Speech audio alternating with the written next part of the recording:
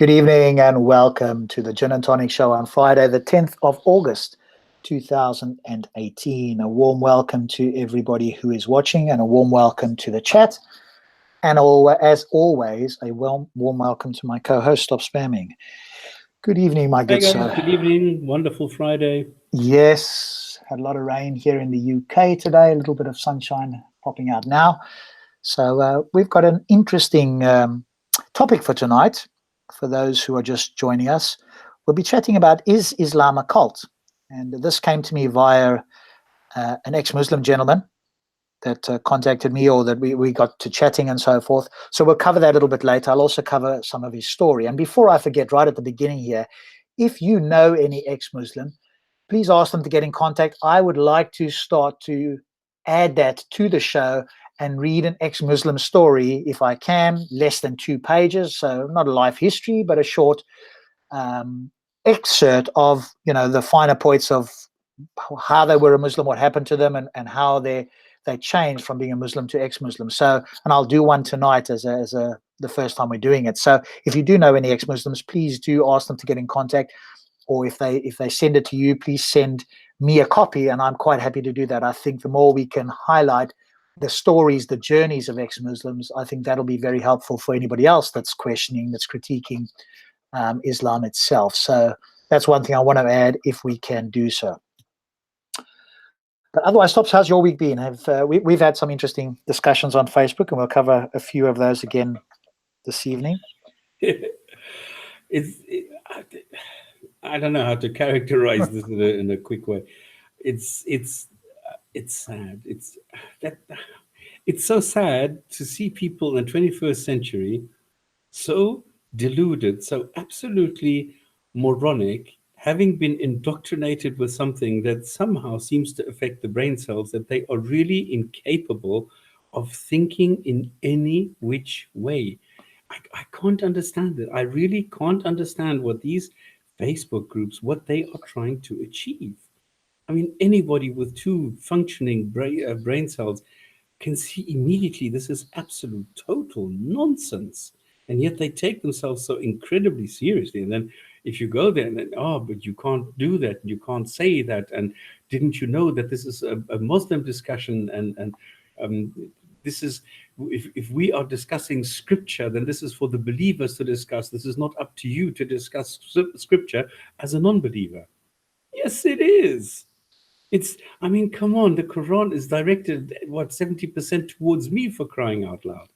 So yes, I'm the one who's being threatened. I'm the one who's being told I'm deaf, dumb, and blind. So I'm the one who can bloody well react to this.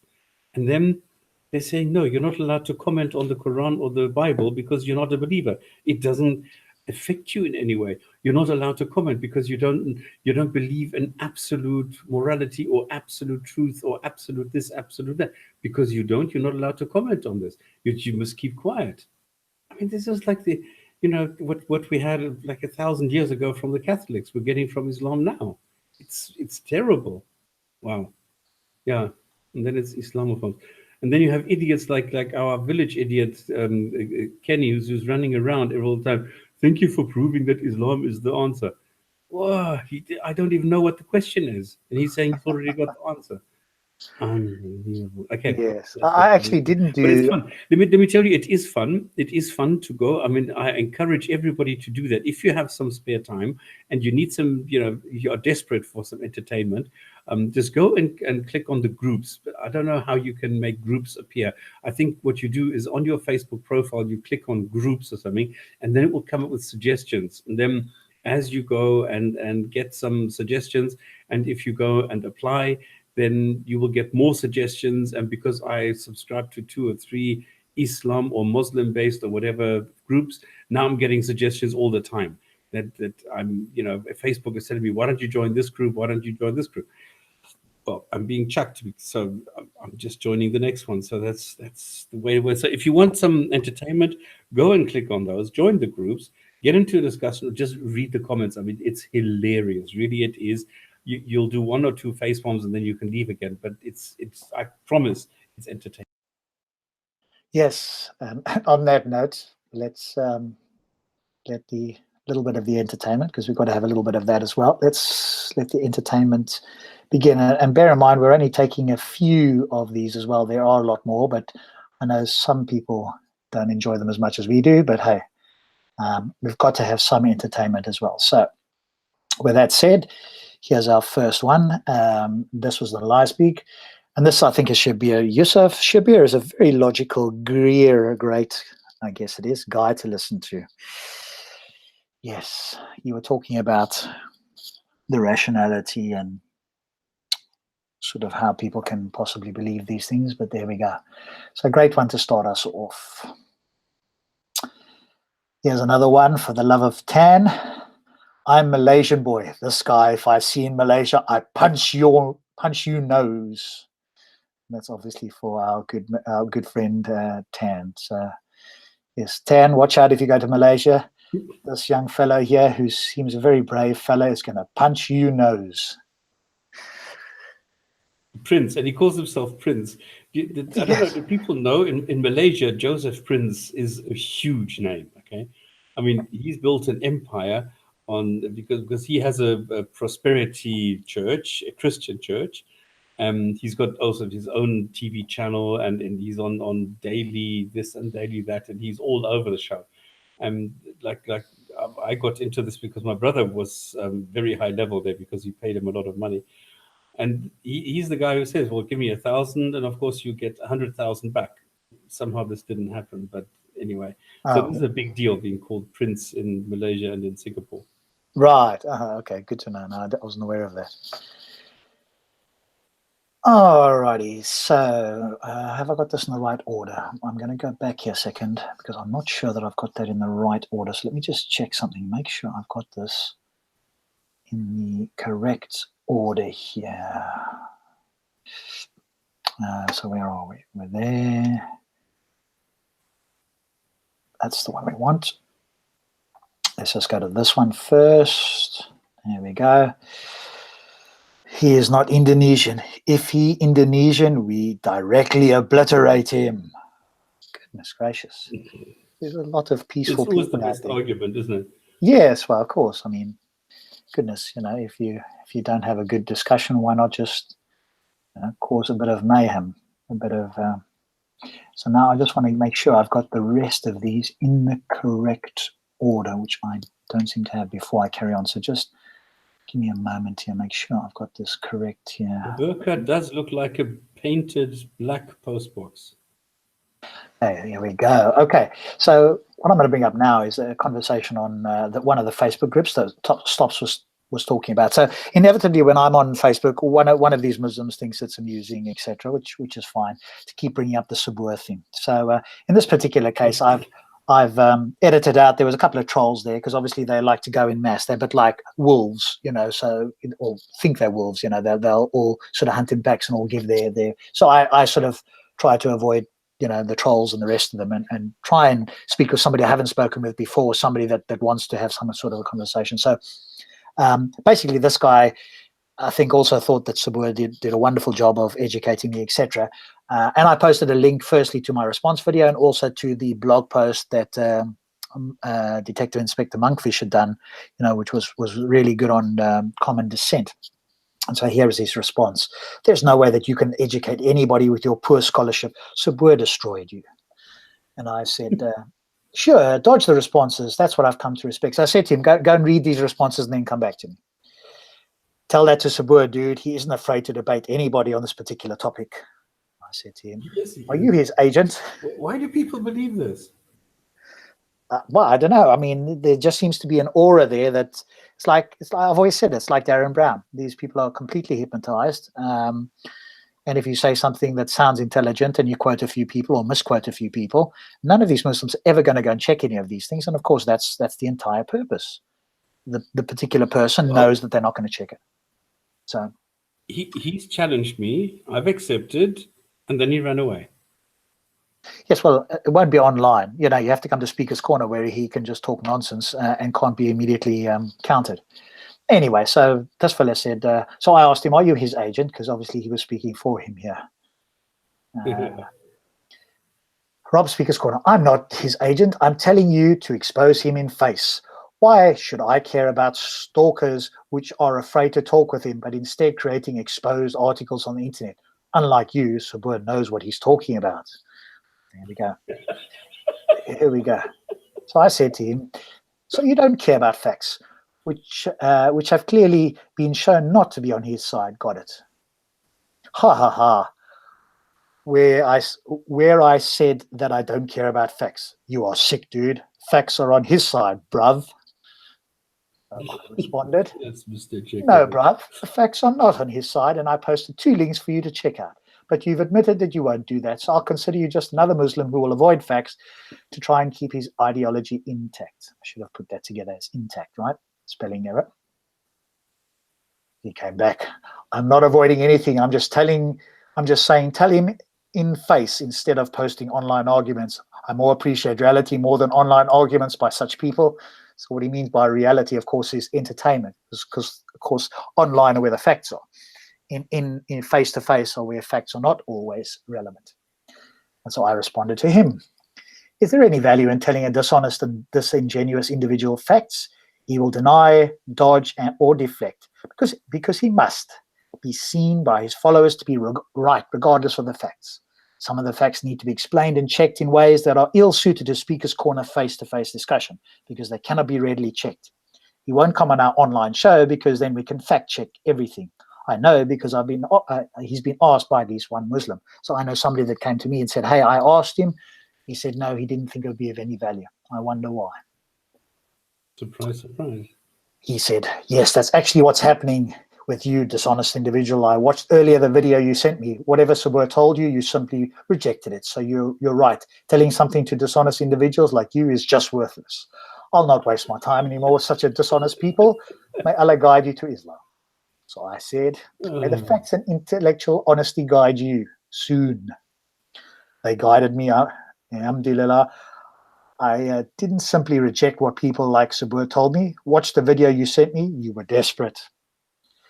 And I responded, so do you now see all the errors Sabur made, or do you still think he's any valid points regarding actual facts?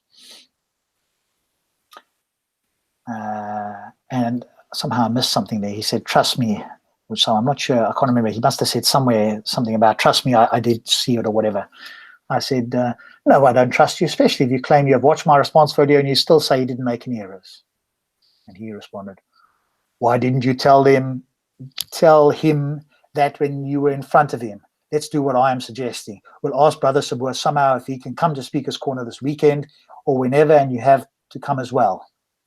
So I responded to him. What part of this is difficult? Down exactly what it takes. Here we go. And that's exactly what I did. I said to him, what part of this is difficult for you to comprehend? Sabur cherry picks and quote lines from sources and then puts them forward as the majority view on a topic when they are either speculative or outlying views.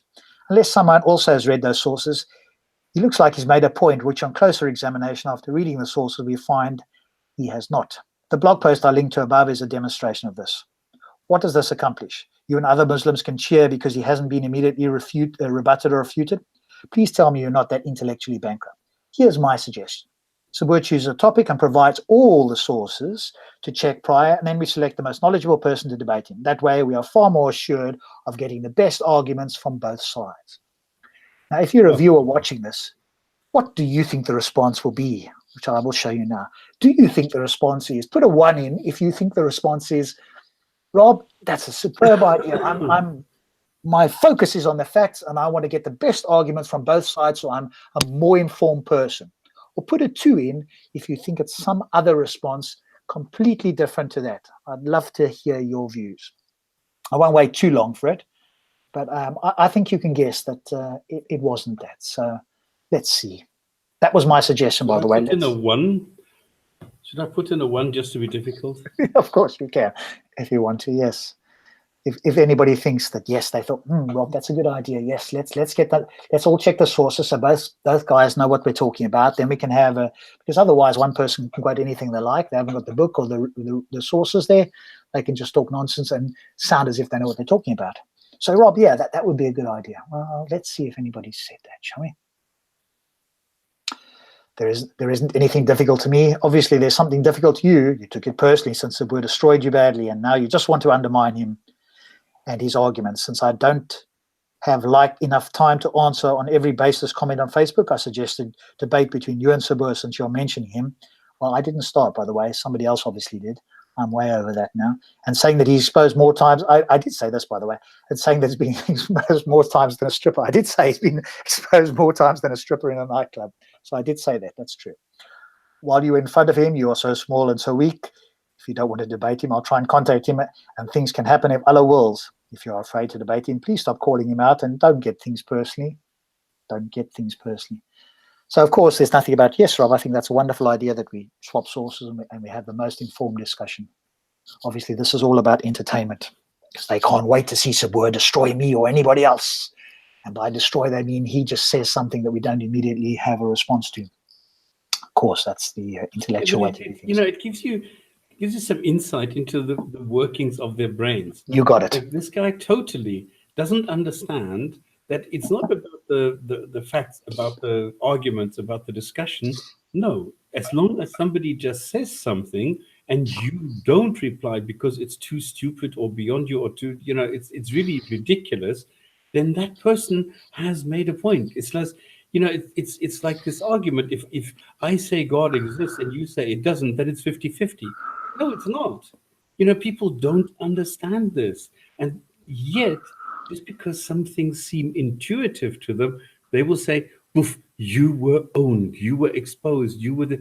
No, you were not. You just kept quiet. You didn't say anything because either you didn't know the facts, you didn't know the background.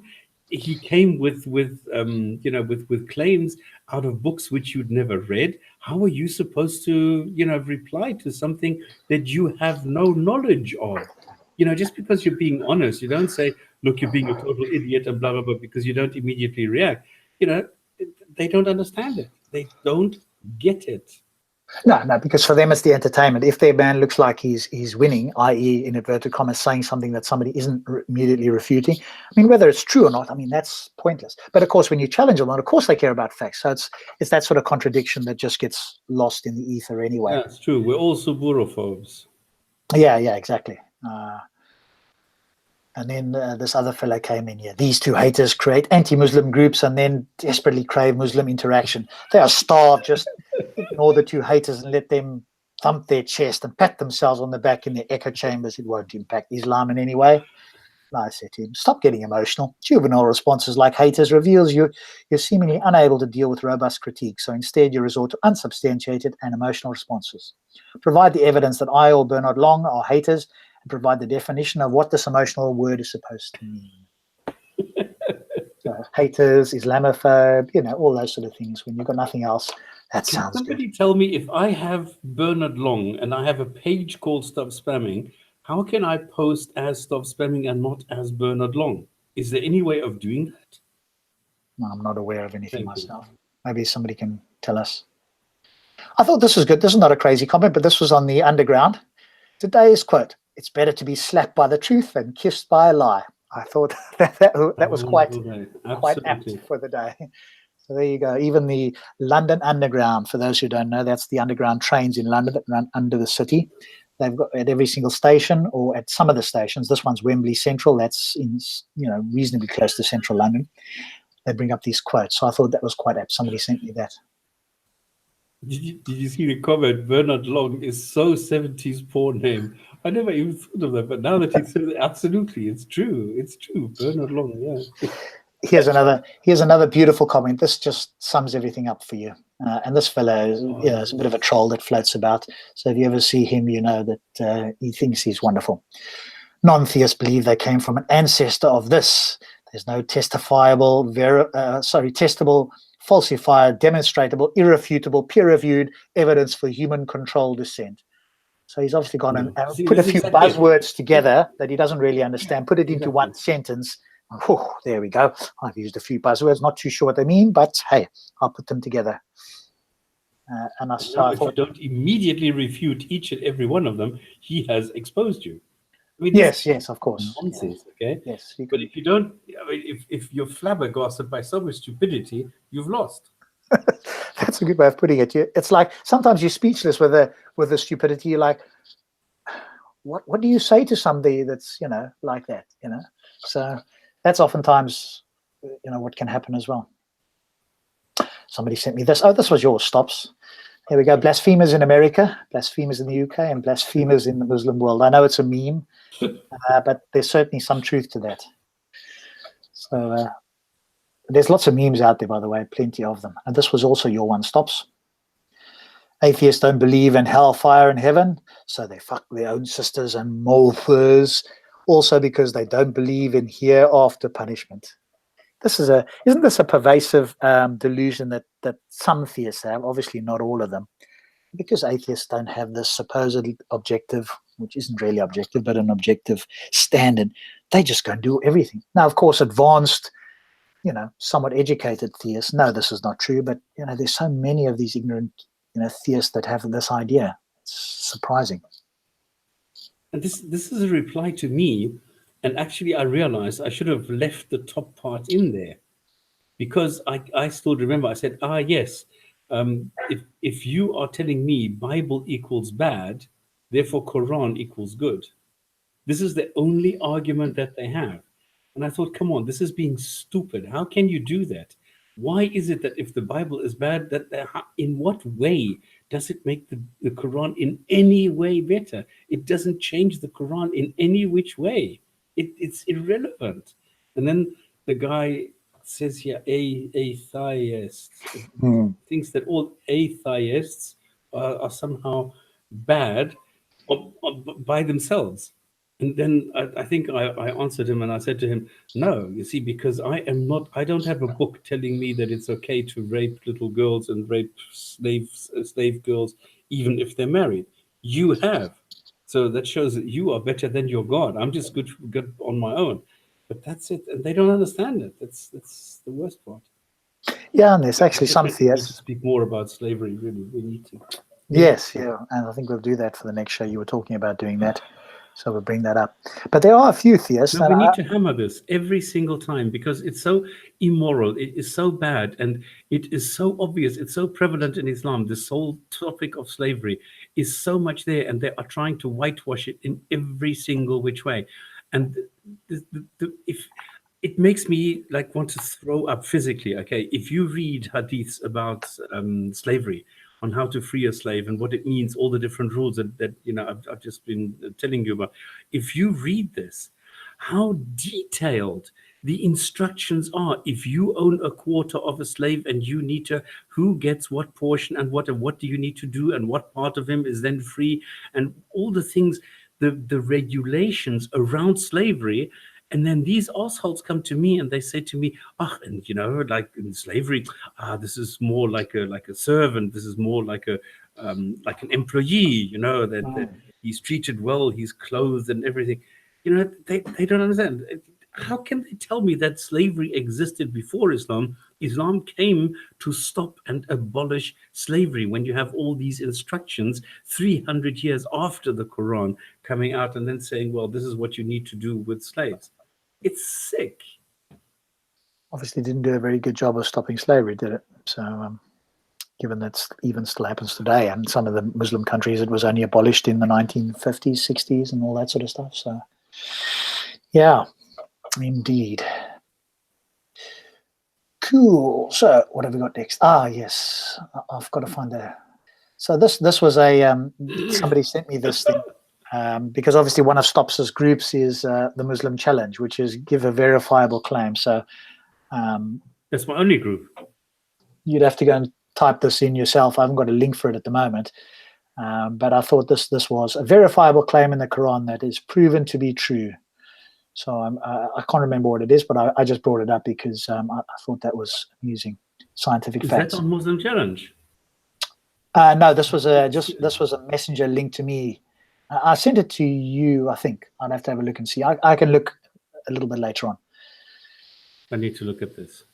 Because again, in case nobody knows, I've opened up a group, okay, on Facebook, which is called Muslim Challenge. And all this is about is just, please, any Muslim, give me something that is verifiably correct in the Quran. And I've had this out for, I think, 5 years now. And nobody, no Muslim ever has been able to show me something that is verifiably correct. They come up with this, well, there was a battle and it's the battle of blah, blah.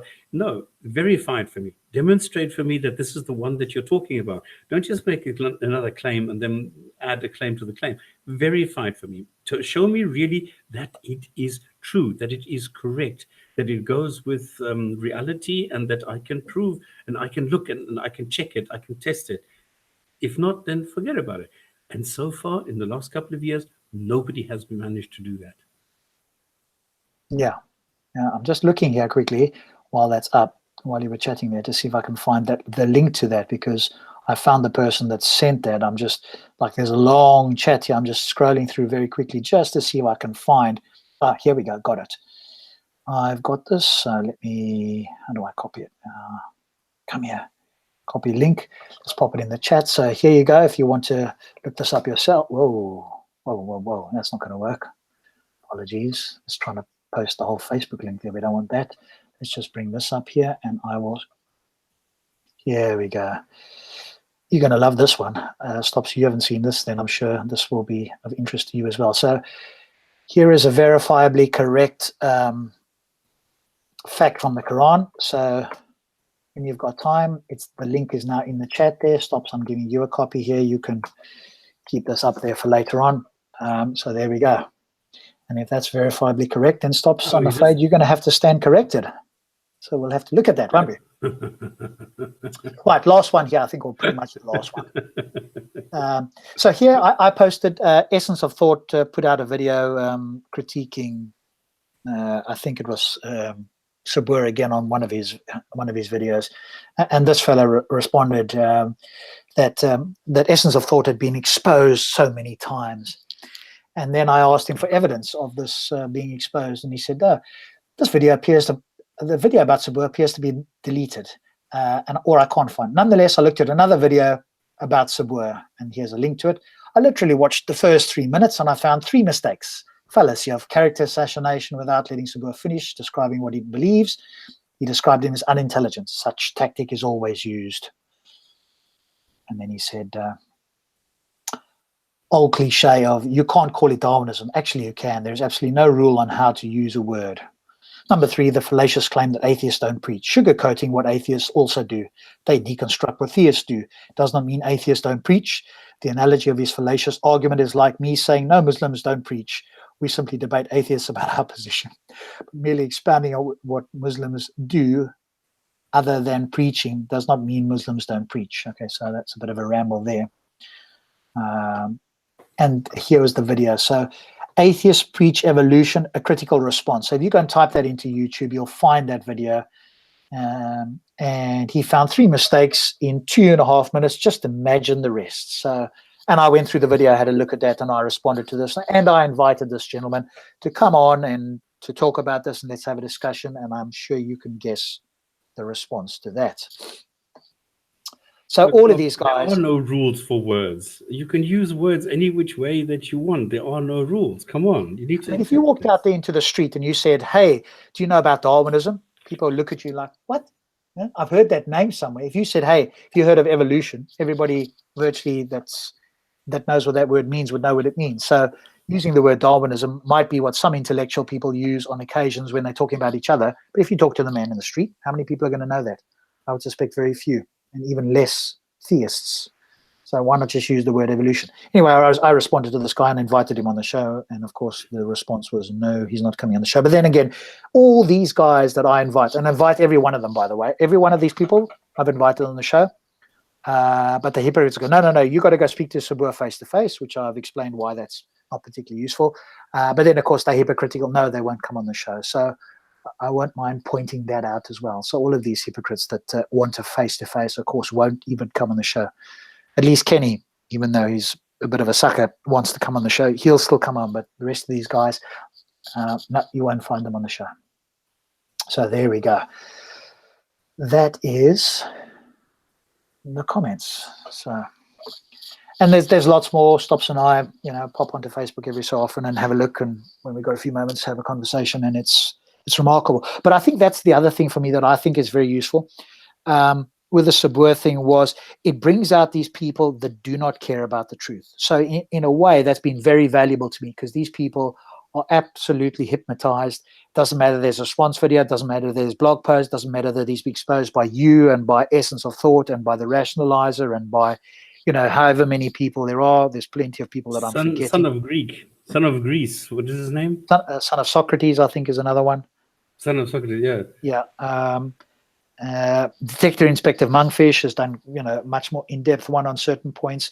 So there's so much out there. It's incredible. But of course, they won't go look at that because he sounds good. So, hey, we're going to do that. So, yeah, but what is also quite funny is that they always go and say, well, they hide behind him. They say, well, why don't you debate Sabur? So I always ask the person, why don't you come and talk? Why do you need to hide behind somebody else? Why are your arguments, if they are so good when Sabur brings them, why are they not good when you bring them? Why can't you do this? No, I can't do that. Sabur needs to do that. That they're such cowards that they cannot come and make their own point. They always have to have somebody else do it for them. And it's all very well if somebody's actually got some good points to make. But anything, and I look at all the experts that sort of know about Darwinian evolution or any of the other topics, and especially the books that are quoted. I think that's the other big thing, because people go read these things. Now, most Muslims, virtually all Muslims, will not read this. They'll go, there's something quoted, it must be true, and that's all that they need. And then, of course, people do go read the books, and what do they find? Either it's quote mine, or the major part of the book says exactly the opposite. And so there's various other posts out there. So it's pretty remarkable. But again, as long as you understand what the tactic is, the tactic here is not to have an intellectual discussion with skeptical, critical people who will fact check things. The idea is for the gullible and the ignorant to be fooled and hypnotized into believing whatever's being said, because that's the only way that they can function. And so once you understand their tactic, you know what the point of this is. And those people that, like myself or anybody else that might be critical, well, there's enough fluff and there's enough red herrings and straw men and so forth that you can throw out enough quote mine stuff that you can still walk away looking as if you held your own. But of course, when the facts are examined, there's virtually nothing that stands up to scrutiny. So it's just understanding the tactics. And that for me has been the sort of lesson that I've learned over time, is what's going on here. Because these people don't have the facts. They don't really care about the facts. They do care about looking like they've won. So shall we stop? Shall we? You wanted to say something from the comments, or? No, I'm just laughing about, I don't know, people like, what's his face? Adnan. Like, okay, you have like all the Kennys, Adnans, Ali Dawas, and those people who really, I don't know. Well, you need to have an average of IQ 100. Okay, so then you need people a bit higher, and you need people a lot lower. So they have to make up the balance somehow. And these people really, they are really.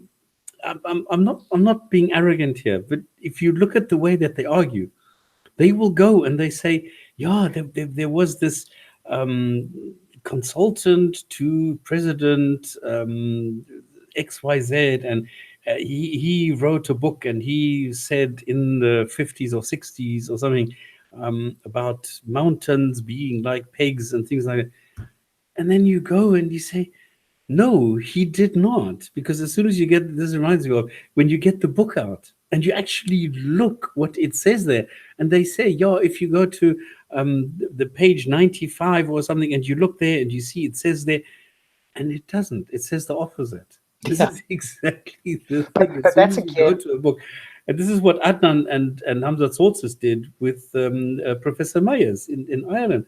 They started like this. Yeah, but okay, embryology, you're an expert. Let's not talk about embryology. Let's talk about geology. You know that there's a miracle about mountains. I mean, they've just been fucking shown that the Quran is wrong about embryology. So they go and start with mountains, and they say, well, Frank Pressey was the guy, and he wrote the book. And you can hear them starting this argument. And Professor Myers just said, listen, fuck off, guys. I'm not interested. Leave me alone with this bullshit, And they have to go and they have to stop this.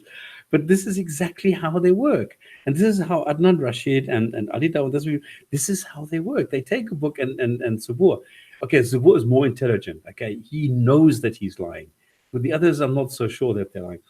Sabur knows that he's lying. He knows that the books that he reads, either he doesn't understand it or they say the opposite of what he's doing. Yeah, I do wonder if he's actually read any of the books. People know this. I wonder if he's actually read the books or whether he's read the quotes on some creationist or other website and then gone to throw that out. Because if you're armed with a few of these quotes or quote mines, then it sounds good, and it sounds even better to the uninitiated if you throw out a page number as well. Whoa, now it means you must have read the book. Yeah. And of course, this happened with Shabir Yusuf a while back because he made a claim and a quote, I'm talking a year ago or something now, about Sam Harris. So I went to go look it up. He said, on page 26, Sam Harris talks about spirituality, and it talks about it almost like being Islamic. And I was like, Shabir Yusuf says, and I was like, wow, this is amazing, from Sam Harris. So, of course, I go look up page 26. Nothing like that anywhere on that page, or the page before, or the page after.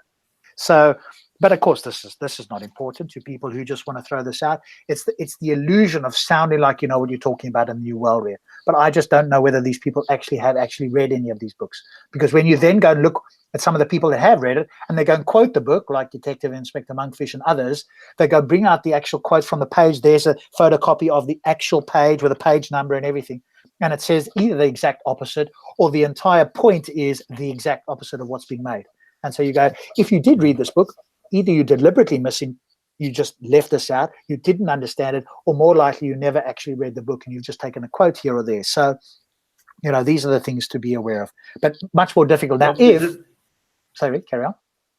No, carry on. I thought you finished. Now, if the sources are given ahead of time and one can read them and fact check them ourselves, now we're ready for something. Now we can have that discussion, because now if you quoted, I've read the book or somebody else has read the book, and we can go and see it. We've got the book with us in PDF or in some other format. Just show me again where it says that. Oh, did you forget about this page here where he says common descent is a scientific fact? Oh, you didn't read that. You didn't remember that. So having a little side discussion here about natural selection is irrelevant to the bigger point, which is X, Y, and Z. So there we go. There's a very clever comment of which I need to read. Well, I think it's clever. By Must Have a Camel. Trump. I mean, do you remember Burak? Burak is this fable animal, smaller than a horse, smaller than a donkey, bit bigger than a mule, with a peacock tail and a lady's head. There is no animal ever mentioned again or before, and there is no other use for this animal than to carry Muhammad from whatever place where he was to Jerusalem and then to heaven. And somebody is now saying Trump, because he's making reference to the space program, Trump is going to use Buraks in the new Space Force to imbecility and beyond. I think this is so clever. This is playing on so many quotes and so many things. I think is brilliant. Trump is going to use Buraks in the new Space Force to imbecility and beyond. Brilliant. Thank you, Must Have a Camel. You just made my day. This is so good. Sorry, I go for this kind of thing. I mean, no problem. So do you want to do that response to that video that we were sent, or should we do that after the topic? Because the topic, again, the topic for this evening is Islam a cult, and there's 15 points that we'll go through, and there's a bit of text there, so there'll be a bit of reading. So again, between us, we can decide whether we do a part 2, we do a part 1 and a part 2. Again, if you're a Muslim and you're watching, offset that against Michael Shermer's, well, it's not actually Michael Shermer's. It's actually Carl Sagan's baloney detection kit. Yes, I know. I remember you having done this before a long time back. Yeah, but just offset the two, just to make this very clear. We talked about the masturbation, right? Because I've somehow I prepared this for the third for last week. So I had both masturbation and cult, and I think did we get through to the masturbation bit? Because we mentioned something, but I can't remember. I don't remember. If anybody in the comments or the chat can remind us whether we got there. Somebody, I don't know if saying yes is related to what we just said, because obviously there's a slight delay from what we're saying live to people hearing and be able to type a response. So I'm not sure if you did. Okay, if anybody has heard the masturbation bit, then fine. Then I'm going to skip it. We'll go straight to cult. Then let's quickly do the video, because that is very quick, I think. And this is about Abu Layth talking about the Qur'an. Okay, but the specific thing is, can be inaccurate, and why is it that it's not entirely clear? I think. What's the terminology? Hang on, let me just check here quickly. The question was, because this was sent to us by somebody. So It's why the Quran is unclear. That was the thing. So go ahead, Stops. Let's hear his explanation. Okay, do you stop me whenever I should? Asked, Okay. why is the Quran sometimes not so clear? Why don't you like Hizb ut-Tahrir? The same way I don't like bacteria and viruses. Hizb ut-Tahrir, I'm going to come on to them in a moment. This Abdullah, I'll come on to them. They are an extreme, they are a cancer in this ummah. But anyway, I'll come to that. This thing about the Quran, it is true that the Quran is not sometimes so clear. And that is something that, that's a kind of fair objection that people can have against, I suppose, revelation and against Muslims, if we're going to be fair.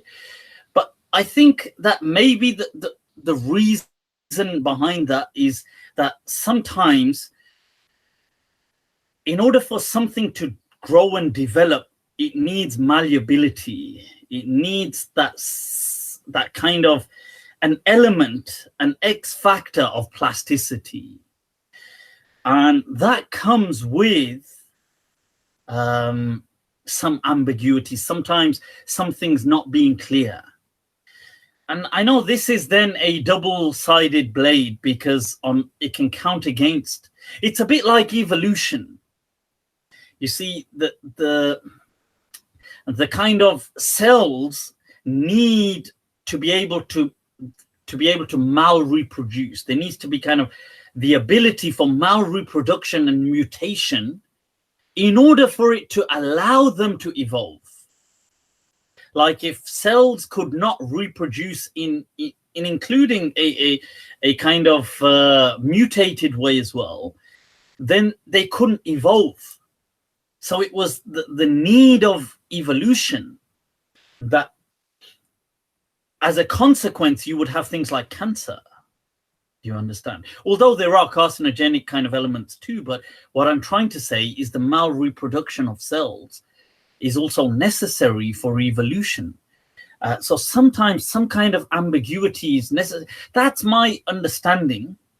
But I do concede, I accept. I'm not one of these people that tries to shy away from things or tries to lie or cover up. It is true that the Quran, the language it uses at times, at sometimes, it is a minority of occasions, but sometimes it uses language to allow certain things to go on, even though at a deeper level, that's not. So let me give you an example. Let's let him do the example. Let's take Christianity as an example. Now, is that an example? The Quran, whenever it addressed Jesus Christ, alayhi salam, it seems to address him with words, not whenever, but at times throughout the Quran, on at least 4 occasions throughout the Quran, it seems to refer to him in ambiguous words that the Christians really only related to. And we as Muslims today don't accept Jesus Christ like that. So it seems to refer to him as the Word of God, Logos, which in the Christian thing is, and the Word was with God, and the Word is God. You see, so, and in the Quran, it refers to Jesus, وَكَلِمَةٌ أَلْقَاهَا إِلَى مَرْيَمَ وَكَلِمَةٌ مِّنْهُ, and the word from God. Now, it doesn't refer, this wording is not used for any other prophet or anybody, only for Jesus Christ. Now, it's interesting that the Quran did that, because in essence, that is a very kind of Christian narrative. Like, we as Muslims don't actually believe that. Another thing interesting about Jesus Christ. Okay, stop. So I'm not sure how this is relevant. He's going into Christianity to try and defend why the Quran is ambiguous. I don't see that as being relevant in any sense. So he's conceding the fact that there are, in his words, a few places here and there where it's ambiguous. Are you back with us? We can't hear you. Hello, are you there? But you can't hear me. There you go. Now you're back. There we go. Now I can hear you. You're I a bit didn't soft. change anything. Oh, okay. Couldn't hear you there. I don't know if you were speaking, but I couldn't hear you. Okay, so we're back there. Okay, so your thoughts first, and then I'll add to it. Well, I don't understand what he's saying. He's saying, well, the Quran is ambiguous, and he says, well, it must be, so it can change. Well, the Quran says it doesn't change. And Well, that's the point. that it always remains the same. It's unchanging, and so I don't understand what he's trying to do. I genuinely don't understand. He is saying that cells can change, and therefore you have evolution. Yeah, but evolution does not. You see, he doesn't understand what evolution is. He doesn't, and it's not mutation is negative, because he seems to think that mutation is always negative. No, it's not. He doesn't understand evolution. He doesn't understand how cell generations work.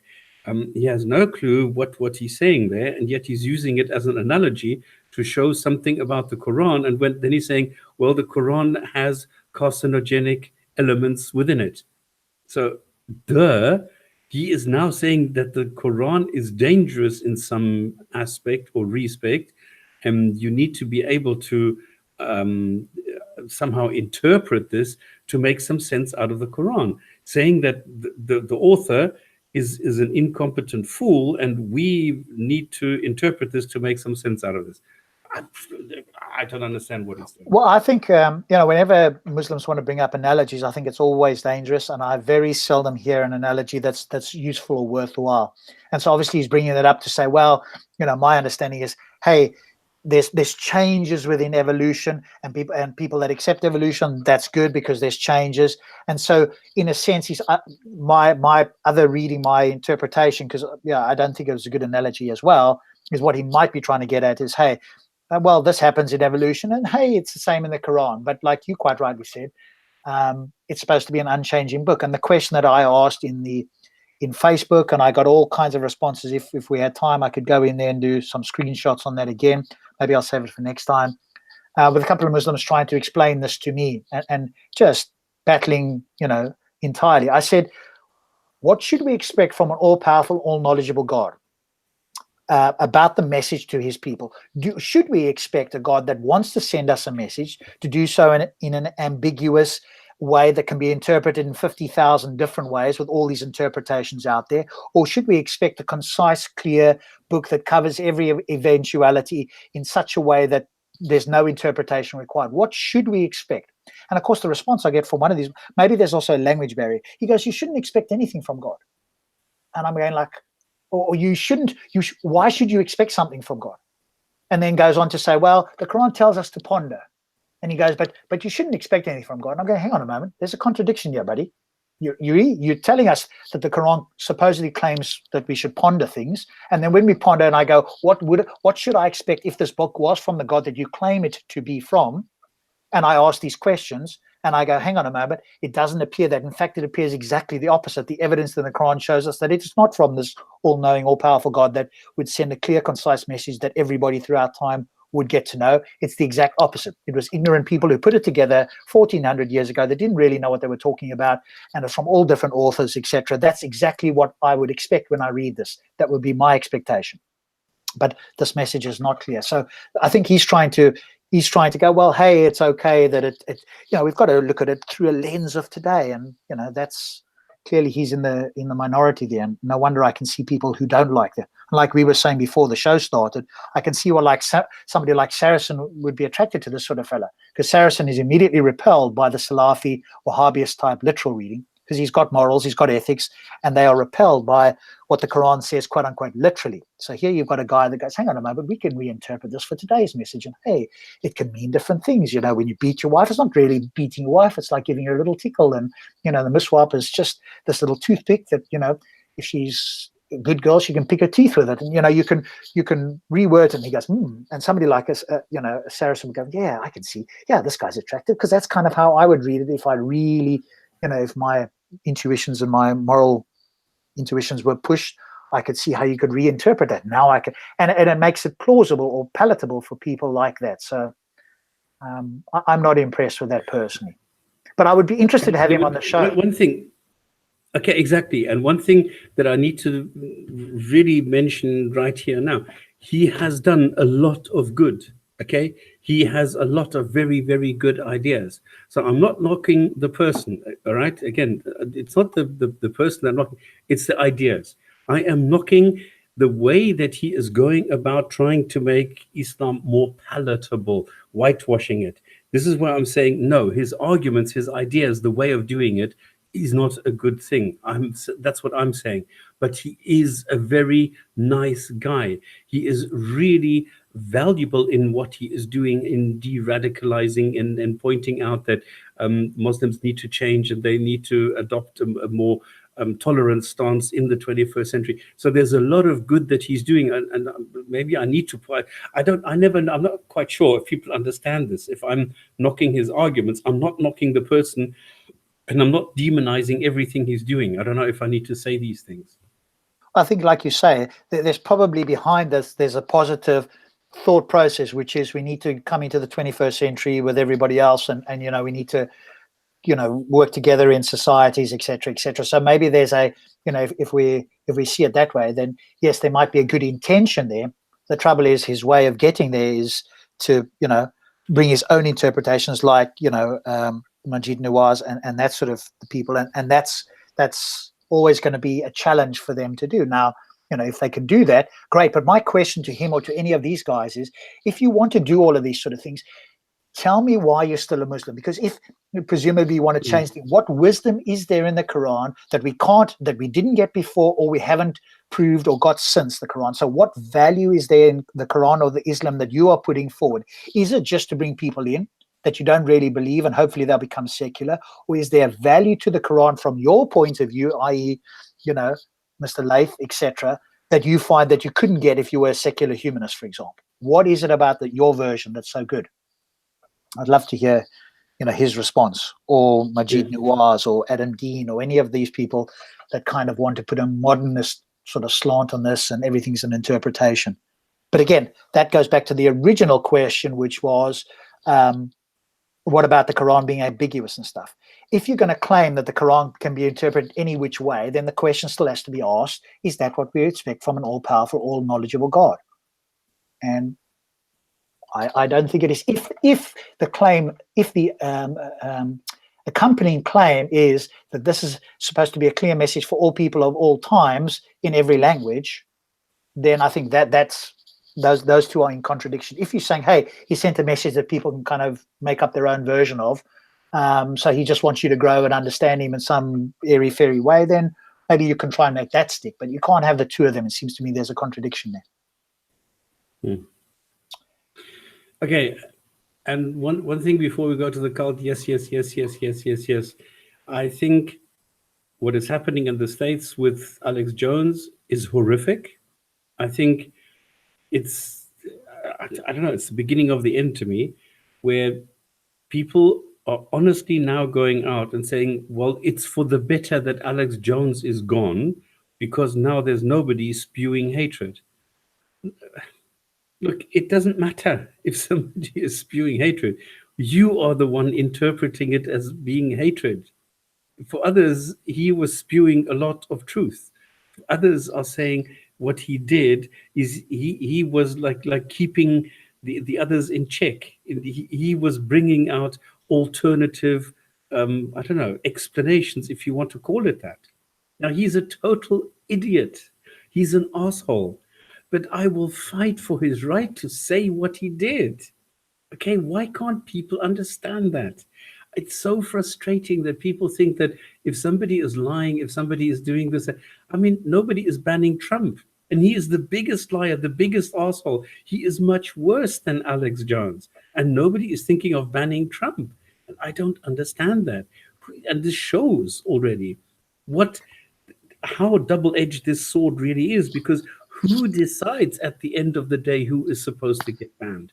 Who decides that Alex Jones is a hater and Trump is not? Who decides this? And this is why I think we should not decide who is going to go and say what. We can't do that. I see Muslims lying through their teeth and nobody would dream of shutting them up. because they always have this excuse of religion. So people are deciding for themselves who is right and who is not. And now to go and say, well, I am now deciding that Alex Jones should go and Trump should stay, that's stupid. That doesn't make sense. And what you are doing is you are starting to go down a very slippery slope if you are going to decide who gets to have a voice on a public voice on our planet today. Yeah, and I put that up on Facebook itself, and I got a couple of responses from people who, I think are quite thoughtful. And one person said, well, he should have gone sooner. He violated the terms of service of these various platforms. He should have gone sooner. The problem with that is the terms of service are very nebulous, and it seems one-sided. So people who are conservative seem to be kicked off, while those who are not conservative or supposedly liberal are not kicked off. So because the terms are not clear, you're now required to have people subjectively make a decision on this because they aren't clear. And then all they have to do is point back to the terms and conditions. But if you go look at the terms and conditions, they are not clear, just like the hate speech laws in the UK are not clear. So it requires subjective interpretation. And if you were going to be consistent and use the same rules, then you would have to kick off a lot of other people, or you'd have to, prevent other people from, quote unquote, their hate speech or whatever the case is. So that's kind of a pushback against the terms of service because they are not clear. And if he's been doing this, he's presumably been doing this for ages. So why suddenly now, and all of a sudden, all of these different platforms together? It seems like, the question can be asked, is there some sort of collusion going on that they all suddenly do this at the same time? But then the other point was somebody who admittedly, I appreciate his honesty. Again, this is not a Muslim. This is somebody who's a thoughtful fellow. Basically said, well, he hasn't. His freedom of speech has not been denied. He's still able to go into a street corner and elsewhere.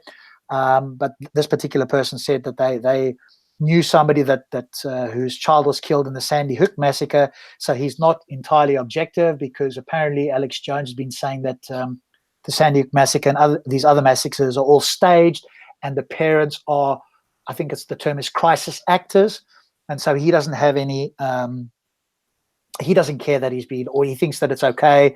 He's got no problem with him being dumped off the platforms. And again, I think it's clear that there's an emotional part of this particular person's response that's in there, and maybe not sitting back and taking the bigger picture. Now, had it been that he goes and he had in fact, and we've got evidence that he incited, hey, followers, I want you to go to these parents and I want you to harass them. I want you to expose them, and if you can, assault them. Well, I think apparently some of the parents are suing Alex Jones, but people are suing him for all kinds of things because he's all over the show, as you quite rightly said. I mean, conspiracy theorists, the number one conspiracy theorist. And the problem with Alex Jones is even if there's a grain of truth in there somewhere, it gets lost by his sort of rhetorical responses and the way he comes across as just such a conspiracy theorist. So I think I'm with you in the sense that, I'm not saying that governments should step in. Definitely not.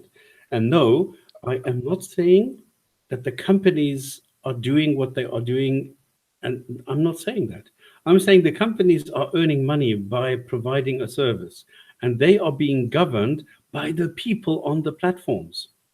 Now, the problem is that they are governed by popularity, not by facts, not by truth, not by whatever it is, but by popularity. And these things are the people are driving who is allowed to say something and who is not.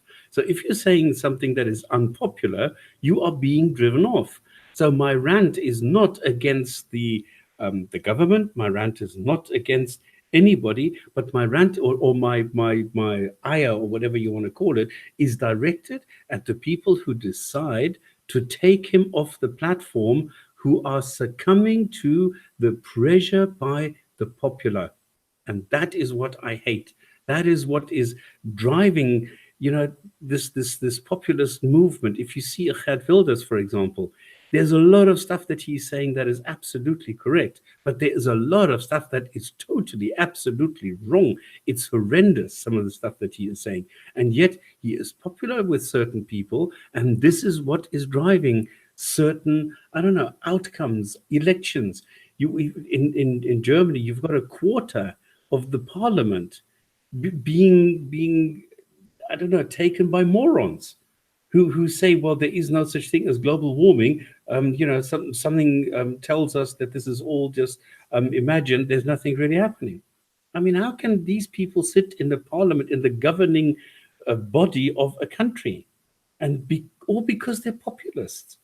And I don't understand how that works. And this is why I'm saying we need to get through to people that we cannot afford to let go of freedom of speech. It is the cornerstone, or maybe one of the three, I don't know what. I think it's the most important foundation for the freedom, for the human rights of everything that we have achieved in the last 500 years. And this is so important. And this is why I am angry at the people who are driving this. And then they are driving the companies, and the companies are saying, yeah, but if we don't do this, we are going to lose money. Our bottom line is being affected by the populace.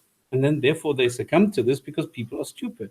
So this is what I am complaining about complaining about the stupidity of people.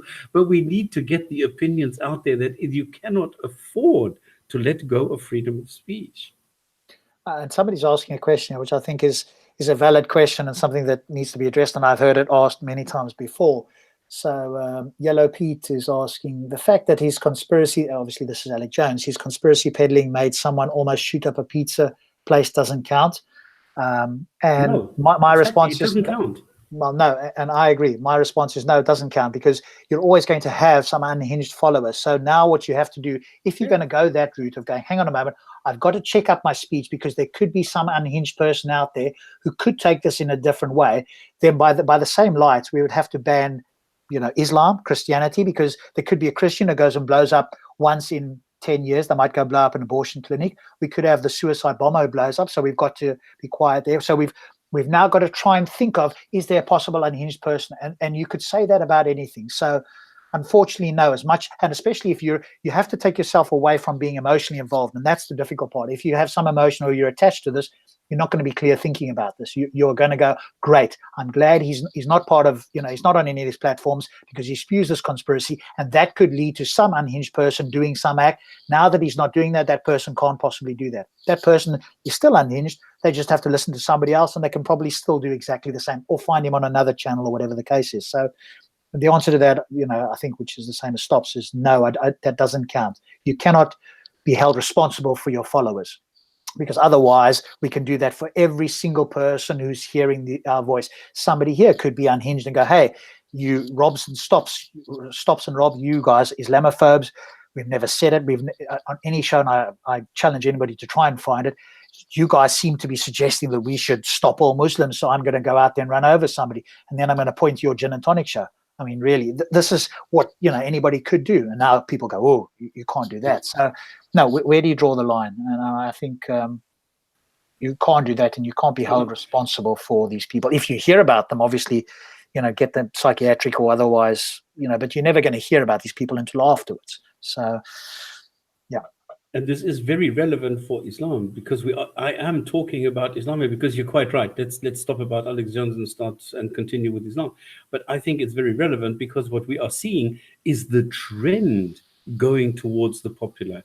The people are saying, I don't like to hear this and that. I think this is bad and my children need to be protected. And then, of course, the Muslims come in and say, well, you see, we are the minority. We are being persecuted, and therefore you need to stop criticizing Islam, so that we can continue building our community and building Sharia, and we can build everything. And then eventually we're going to take over, and then you don't talk about anything at all. And that is why it is so dangerous to let go of freedom of speech and to even start giving an inch. This is why this is so incredibly important to maintain freedom of expression, that we are allowed to criticize Islam, that we are allowed to look at Muhammad in any which way. Okay, let's talk about cult. Yes, yeah, totally agree. And anybody that tries to bring up the free speech, it's very easy to refute this. And so we'll wait for the next person to come on live that wants to limit speech, and we can show it again quite easily why. And if they're consistent, they're going to have to grant the same views for us as well. So Good. So let's move on then to this. So what I'm going to do first is I'm going to, as promised, I'm going to read the story of this ex-Muslim gentleman, because I think that's, hopefully I've got the right one. Let me make sure that that is the correct one. Yes, it is. So I'm going to, because he asked me to do so as well, because he's not able to do so himself. So his moniker, for those that don't like, his avatar is Tanvir Mashal. I'm an ex-Muslim born and raised in the UK of Pakistani parents. My British education and teachers taught me the skills of logic, reasoning, and critical analysis, which came in very handy when re-looking at Islam with a fresh pair of skeptical eyes. Currently 49 years of age, I left Islam at the age of 15. This is my journey, and it's obviously a relatively short one. At age 15, I decided to read the Qur'an in English translation. It became apparent to me that it was an amateurish attempt by Muhammad to create his own religion, which was a mixture of Arab paganism, Christianity, Judaism, with a sprinkle of Greek science. The turning point came for me when I enrolled onto Sunday Islamic classes, where I questioned my teacher about chapter 4, verse 34. Men have authority over women because God has made one superior to the other, and because they spend their wealth to maintain them, good women are obedient. They guard the unseen parts because God has guarded them. As for those whom you fear disobedience, admonish them and send them to beds apart and beat them. And if they obey you, take no further action against them. Surely God is most high. Quran 4:34. I told my teacher that Allah is sexist. He's anti-woman. How can he allow men to beat wives? Why do women not have the permission to beat men? The teacher's face turned red with anger. He was fuming. He said that Satan is leading me astray and whispering in my ear. I should immediately withdraw my statement and ask Allah for forgiveness. I did as he told me, as I was worried about the news getting back to my parents and the wider community. Suffice to say, at that moment, I left Islam. The teacher also knew in his heart that another believer had left the faith. His facial expression confirmed it. So I think these are the, and I think it's not only rational, but there is some emotion, and I think the emotion tied with the rational argument is a very powerful way of doing it. I've heard a number of ex-Muslims leave because of that, because of the threat of hell, etc., etc. And then, of course, you get the pushback from the Muslims going, no, that wasn't, these are not valid excuses. Here, let me give you my explanation, which is it's just a toothpick and it's just a little tickle or whatever the case is. But I think any reasonable person who reads this, who understands this, knows that these are highly problematic. So there's another example from this gentleman who sent us the details for tonight's show. So I did promise to read that. So again, if you are watching this, if you're a Muslim or an ex-Muslim, or you are a non-Muslim, please send me or direct ex-Muslims to me, get them to send me some stories. I'd like to read more of these stories on the show once a week to let other people, for those of us who are non-Muslim, hear some of the stories, the journeys that some of the ex-Muslims have gone through. Some of them have been quite horrific. Others have been just eye-opening. Some of them have taken a while. So please send some more if you know of anybody who has a story that is able to put it down in 2 pages or less, as we've done here, and we'll happily read that out. But a side note, if you I want to just point out, yes, carry on. Rob, before you carry on, I've got a delay somehow. The one person that I know of who does exclusively this, who only addresses ex-Muslims where people go for advice, is Introverted Smiles, where he gives information, advice, suggestions to ex-Muslims. So if anybody is in the situation and is thinking about what can I do if I don't really believe this anymore, how can I live without Islam? How can I live without Muhammad and the God? Then I want to shout out to Introverted Smiles to go talk to him. He's very gentle to people. He gives you good advice. He's very straight. He will not hold back if he thinks somebody's bullshitting or something. But I think what the way that he does it is very down to earth, very workable on an everyday basis. And this is why I appreciate it.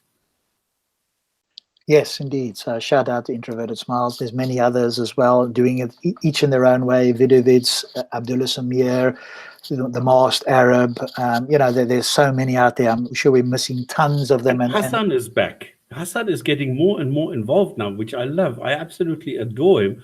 And I think it's brilliant that he's going back, he's coming back, and he's more investing. Yep, you've muted yourself, Stops. There you go. Before I was finished. Yes. This is Yes. okay. Now I know why this happens. Is if I go through Minicam. Right. That's why Okay. it happens. Yeah. So there's obviously a bit of a delay there. Good. So I'm delighted to see that Hassan Radwan is back, that he is investing more time, and that he is putting more stuff out again, because I mean he's been there, he's done it. He was so much into Islam, and then it reminds me of Matt Dillahunty, because he also went into the religion, into the text, and the deeper he went, the more he realized it does not work, it does not make sense. And this is the same thing what happened to Hassan. He was somebody who actually translated hadith and things like that. So he studied ancient Arabic, and he knows all the ins and outs of Islam, and he went quite deep into this whole thing. And there's others who also went and who wanted. I mean, Introverted also says, yeah, he went and he was actually on his way to become an imam, and then he realized one day, yes, this is all bullshit. So yeah. Yes, indeed. So we have got, I think it's Samir from last week who wants to join us a bit later on. I think we're going to go through at least some of these. So we'll see how we get on. Stops, let's make a call a bit later on, because there's 15 of these and there's some text to read, and obviously we can have a discussion around it if necessary as well. So it may be that we do a part 2 of this, but let's get started, because we're already, well over an hour now through. So let's get to this. Why is Islam a cult? So for those who are just joining us, what we're going to do now is go through some of this. And again, if you've got some views on this, feel free to share those in the comments or elsewhere. And I'm going to read a little bit here. And so why is Islam a cult? And this is by Richard Hobbs. So Richard Hobbs is a retired combat infantry officer, professor, and businessman. He has worked, taught, and written in the international arena for over 55 years, including the Pentagon, State Department, and in international operations as a major corporation. His books include Radical Islam at War with the World, Do We Want Dimitude, Third-Class Citizens, Slaves, I guess that's supposed to be under Islam, or Do We Want to Be Free? It's Our Choice, and Death by a Thousand Cuts, Islam, Fiscal Responsibility, and Other Threats to Destroy America. So I guess if you're a Muslim, he is probably your poster child for an Islamophobe. For the rest of us, he's probably looked into this to some degree that most of us haven't. So a recent article on cults identified 15 separate traits that the International Cultic Studies Association, ICSA, identifies as common among cults. According to Michael D. Langon, PhD, concerted efforts that influence and control lie at the core of cultic groups, programs, and relationships. Many members and supporters of cults are not fully aware of the extent to which members may have been manipulated, exploited, or even abused. Some would say brainwashed. The lists of social, structural, social, psychological, and interpersonal behavioral patterns commonly found in cultic environments may be helpful in assessing a particular group to help determine if it is a cult, in fact a cult. Langon states that this list is not a definitive checklist, but an analytical tool to help determine if a specific group is a cult. Studying the 15 traits is informative when considering Islam. Number 1, the group displays excessively zealous and unquestioning commitment to its leader, whether he is alive or dead, regards its belief system, ideology, and practices as the truth as law. This quite accurately describes Islam with a totalitarian ideology with a facade of religion. Its leader, Muhammad, who is probably a myth, is proclaimed to have been the perfect man whose example every Muslim should follow. Everything he supposedly did or expounded on is considered perfect and cannot be challenged or changed upon threat of death. This idolatry, which Islam professes to decry, is exhibited in the total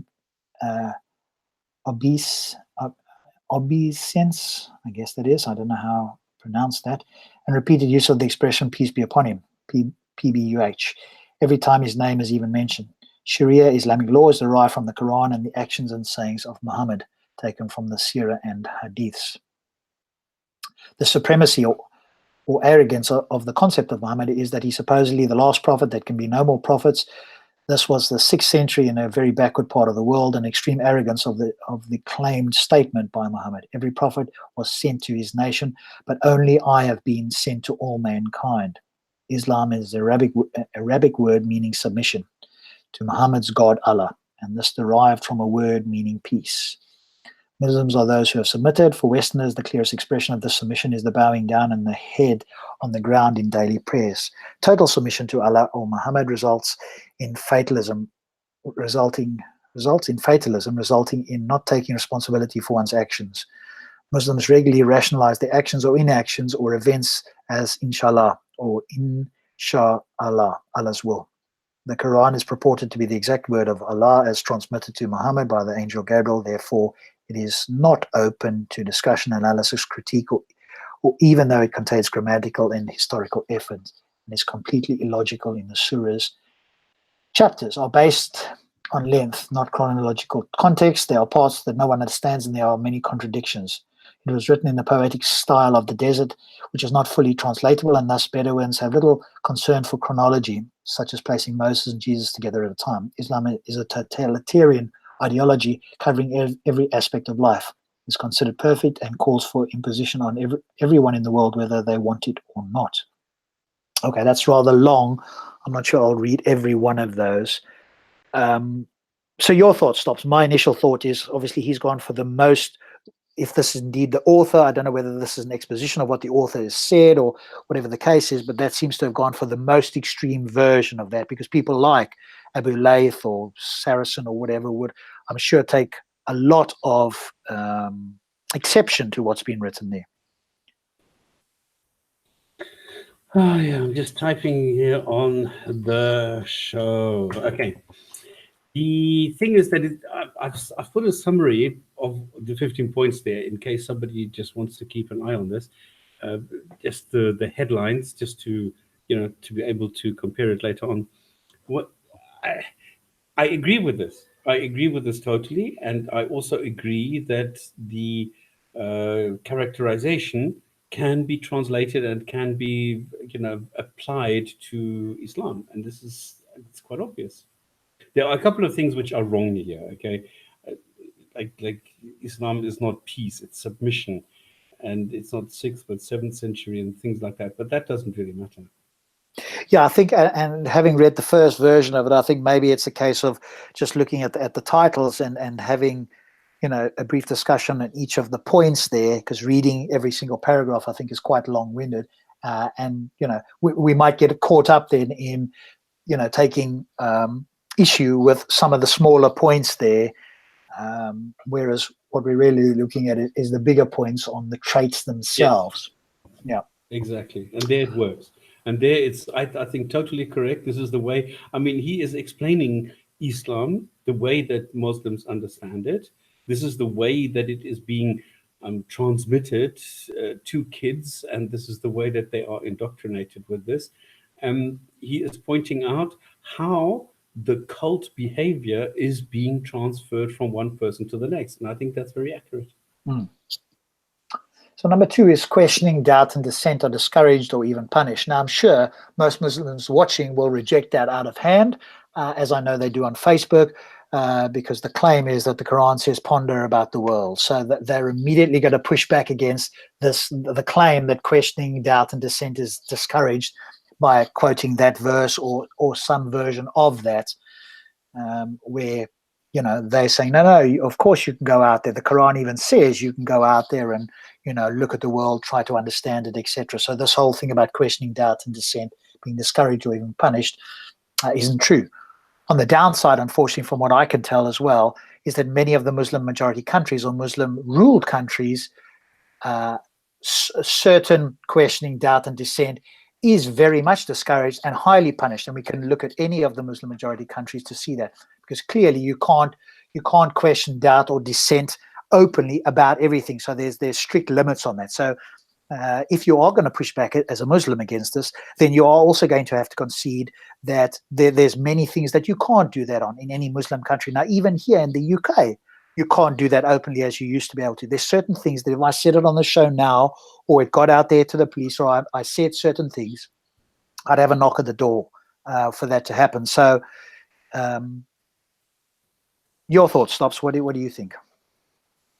Yeah, exactly. I mean, look, what was the comment earlier about tan? The only thing that's going to happen to you is somebody's going to beat you up. He's going to be annihilated. And that's the only reaction you have. And I've showed people the oops pages that you get in the Middle East. If you go and access Richard Dawkins or something, it's total censorship. You are not allowed to do that. You're not allowed to do anything. You're not even allowed to question the divinity of Muhammad. As soon as you go and you mention, I mean, I was kicked off, what was it, Sunnah.com, because I asked, is that the Muhammad that you are worshipping? Is that really the Muhammad that allows and encourages his men to enjoy the rape of female captives? Is that the man who is really the role model for today? Woof, I was gone so quickly. It's amazing. And all I was doing is quoting Sahih Hadith, in other words, the sayings which were deemed as being authentic by Muslim scholars. And then I'm being kicked off because I'm telling the truth that everybody knows it's there. But Muslims will never go to these hadiths to look at them. They will never go and take chapter 4, sentence 24 and say, is this really what Islam is about? Yeah, that's why I just typed in here, because this does go to free speech. And we know that virtually every Muslim will limit speech. I've not actually come across a Muslim yet, so maybe you can find me a genuine Muslim, not somebody like Hassan, who's I'm not saying he considers himself like an agnostic Muslim, which is really, from everything he says, he's not a Muslim per se. He just uses that label because it sounds good in certain aspects. But I've never come across a Muslim yet, be it a Saracen or anybody else for that matter, who's a free speech advocate. They will all limit speech. So this questioning, doubt, and dissent being discouraged is in fact true. Even if you're going to argue that you can do some of that, you are, depending on which country you are and how liberal you are as a Muslim, you can go between that and not being able to say anything at all without, head being chopped off by ISIS. So you've got ISIS on one end, but let's say you've got a Saracen or an Abu Layth on the other side. Even they will prevent certain questioning, doubt, or dissent. And so, it all goes to free speech. So I do think that the Quran, don't ask questions which will lead to doubt. Yeah, and so how do they reconcile that with, ponder? Because when I read that verse, to me it says ponder the Quran, i.e. my interpretation is keep reading this book until you understand it and you accept it, rather than the interpretation that I'm hearing from other Muslims, which, hey, ponder the whole world. Look at the Quran, then go and ponder and see whether the world matches the Quran. That's not my understanding of that verse. And again, somebody else can have their own interpretation on that. To me, it means ponder, keep reading this Quran until you get the message. So... Good. Number 3, mind-altering practices such as meditation, chanting, speaking in tongues, denunciation sessions, and debilitating work regimes are used in excess and serve to suppress doubts about the group and its leaders. And he goes on to talk about the 5 pillars of Islam: faith, prayer, fasting during Ramadan, religious texts, and the Hajj. Every Muslim must pray 5 times a day. This repetition helps dominate the Muslim's life, infusing his daily routine with Islam. It would be impossible to forget anything you deliberately do so often. 5 times a day, every day, a Muslim would bow down and pray to Allah. So from that point of view, yes, anything that you inculcate and it becomes part of your daily routine, and the more you can keep people involved in that, quite rightly so, then the less time they have to question, to doubt, to find other people, to do all of that sort of stuff. Although, having said that, I think as we've come across, and especially with ex-Muslims as well, people are finding the time. They now have access to the internet. They are now speaking to people who don't believe what they believe. So, this sort of thing, as much as it's trying to be done, I don't think this is as effective as it may have been in the past. And when I see some of this, of course, I think of like Scientology or whatever the case is. So I don't know. Again, maybe in other countries it's a lot stricter, where you are forbidden, or they try their best to avoid giving you the time to think about things or question things.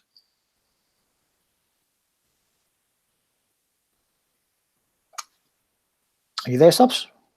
Yeah. Oh, okay. There's nothing that I can add. No. Cool. Okay. Number 4. Yeah. I'll stop for a second. If I don't hear you after 5 seconds, I know you agree and we can just carry on. If you want to jump in, then just do it. Number 4, the leadership dictates, sometimes in great detail, how members should think, act, and feel. For example, members must get permission to date, change jobs, marry, or leaders prescribe what type of clothes to wear, where to live, whether or not to have children, how to discipline children, and so forth. every imaginable aspect of life is dictated by Islam on how to go to the bathroom, all aspects of personal hygiene, etc., photography, what you cannot be done, and this is what you were talking about before the show, so you can elaborate in a moment, including photography, television, drinking, eating pork, charging, interest, gambling, etc., and what women are permitted to do and their testimony is worth, etc. So yes, perhaps you can, I think this one is a clear, there's a big tick mark here. Because you were talking about that before the show started, about, you know, if I can remind you again, about interpreting certain verses as being metaphorical, and then, like you were saying, the eating of pork, etc., those things are not metaphorical, and how do you make that distinction between the two? But I think there's a bit for me. There's a lot of stuff like this, because you have in the Quran, yeah, some are direct, some are indirect, some are metaphorical, some are literal, some are this, some. I mean, this only comes into play if you are starting to challenge it. If you are somebody who walks along the street and a Muslim approaches you and says, listen, Islam is the most wonderful thing and there's only one God, and that is a fact, there is no doubt about it, and you say, Alhamdulillah, I'm going to join your club, I'm going to join your cult, then he will say, Alhamdulillah, welcome to the club, and that's it. He is not going to give you the fine print. He's not going to give you a Quran and say, well, yeah, but hang on, you first need to read this and sign at the bottom that you understand all this, and you understand that some of it is a little bit vague, and some other stuff is ambiguous, some other stuff is metaphorical. No, you are not told these things. So you're free to join at any stage that you want in total ignorance. And nobody is going to ask you any questions or point out to you that there might be some areas which are going to be coming up later on in your mind that might be a little bit dubious. But then when you start questioning them, then it's too late. You're not allowed to do that. And if you then decide, no, I can't handle this, I'm going to leave, then, I don't care how many people challenge me on that, you are allowed to be killed if you leave Islam. And that's it. So what is the point of doing it like that? Is that really honest? Well, I agree, and there's a consistency there, because if a convert was really converting, and they were being critical and comprehensive, they would have to read the entire thing, the hadiths, be very clear before they do it. Most converts have no clue. They've never read the Quran. They've heard a few things they like. When I listen to a few of the convert stories, I'm like, these people have not really taken any time at all. Do they know any of the problems? Do they know any of these other things? No. They've heard a few things. They've liked it. And it's, it came from Islam. Well, I'll convert them because that sounds good. I mean, that's the most superficial, uncritical, non-comprehensive investigation, in inverted commas, you could possibly do. And this is an entire ideology that affects your entire life. I mean, how uncritical can you be? But of course, they welcome with Muhammad was such a good guy. He's number one on John Hart's list of the 100 most influential people in the world. There you go. He's on the number one spot. That's how good Islam is. Yes, some subjective guy. Is he going by numbers? How is he making that assessment? Is it by pure numbers? How many people Muhammad has influenced? What about how many people have died or been enslaved because of Muhammad's influence? Does that count? Should we deduct those numbers? Exactly what subjective criteria is he using for that? And yeah, that doesn't impress me at all. We'd have to have we can have him on the show here, and he can give us his methodology, and then we'll bring up other people, and we'll have a look at to see how strong it is. This is the worst part. He explains it. This is the thing. This is what makes it so ridiculous. He explains how he comes there, and this is actually not a positive thing at all. And then Muslims still go and they quote him and they say he is the most influential person. But then he explains that this is also including negative aspects, that he is still influencing people today who will go and kill in his name. Okay, so by influential, Hitler, and the Sofia films are saying Hitler, he's just beaten Hitler.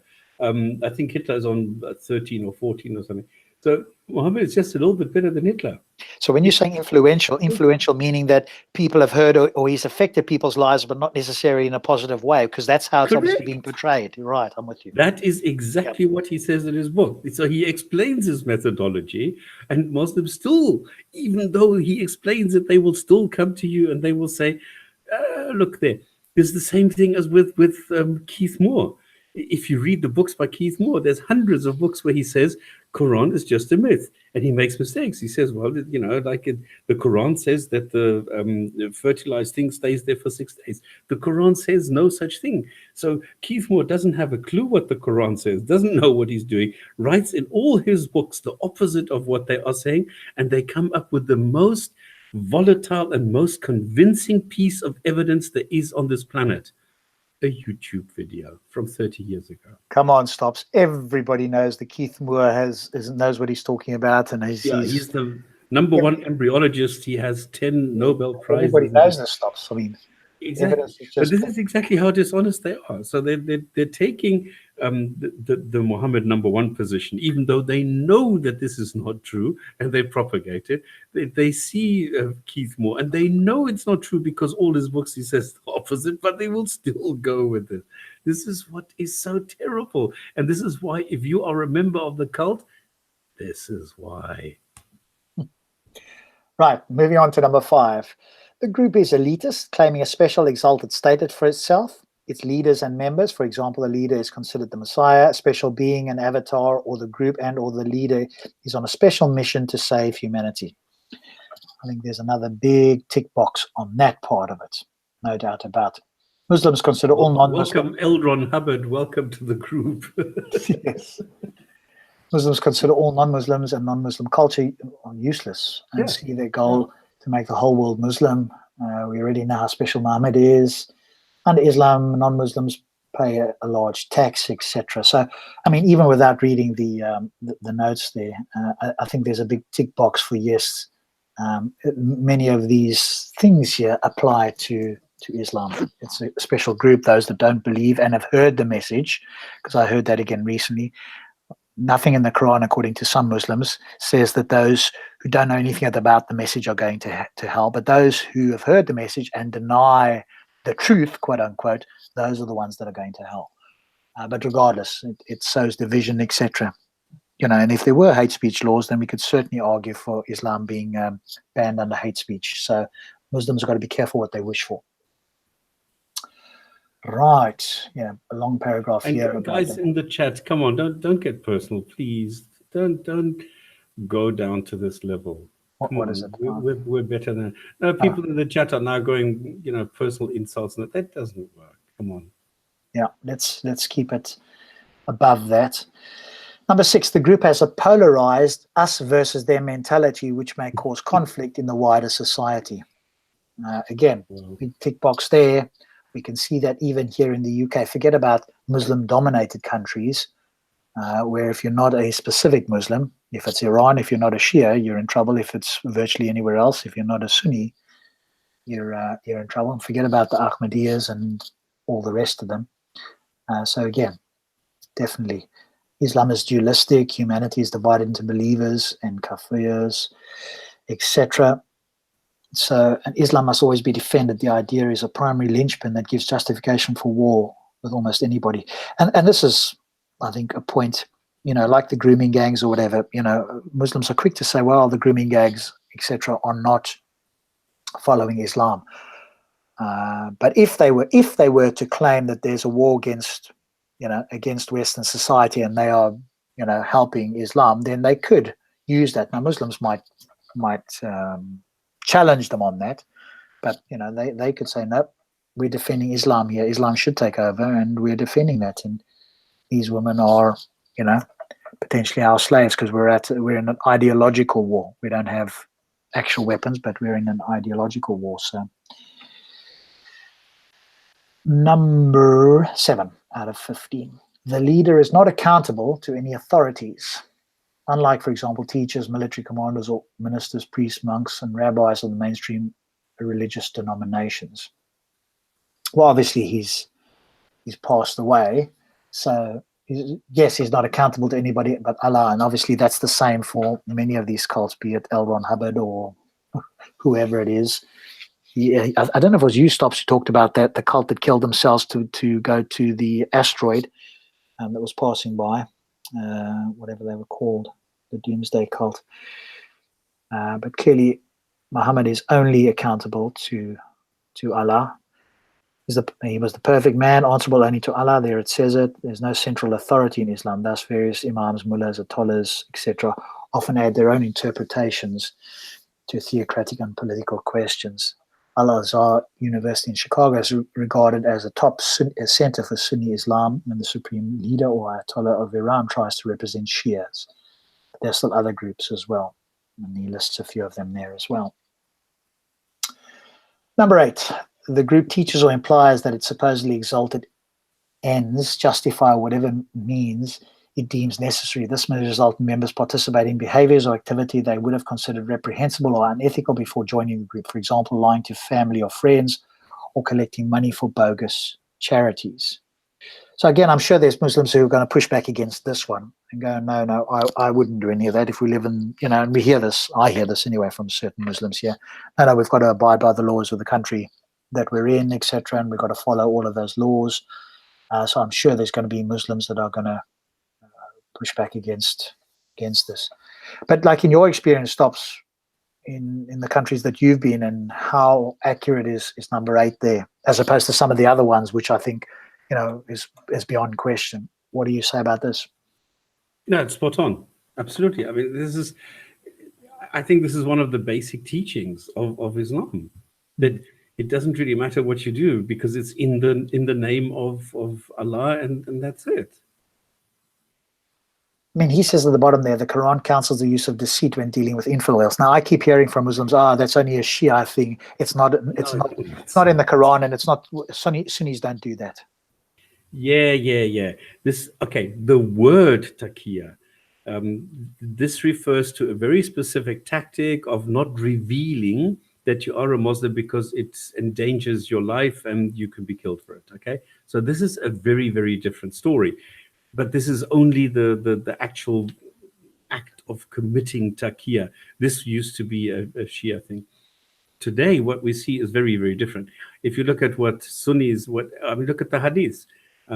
Like all is fair in love and war. This is exactly what the Hadith's sentiment is, where he says, whatever you want to use, whatever story you want to use, you can make up whatever you want. You can say whatever you want. You can lie how much you want, as long as it in any way advances Muslims and Islam. And this is what it says in the Hadith. So there's no way around it. It doesn't say so in the Quran. In the Quran, it doesn't say that you should lie. It doesn't mention that, at least not that I'm aware of. But in the Hadith, definitely.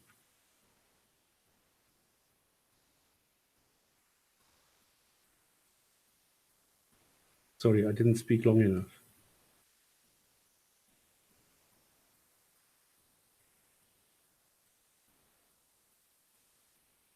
Oh my God, don't tell me that Rob has dropped out again, because I thought his internet connection was so good, and now it looks like he's gone. Now I don't know if I should just continue, but then he's locked on the screen, and I can't go to the list that I have, so I have no idea. I just have to stick around.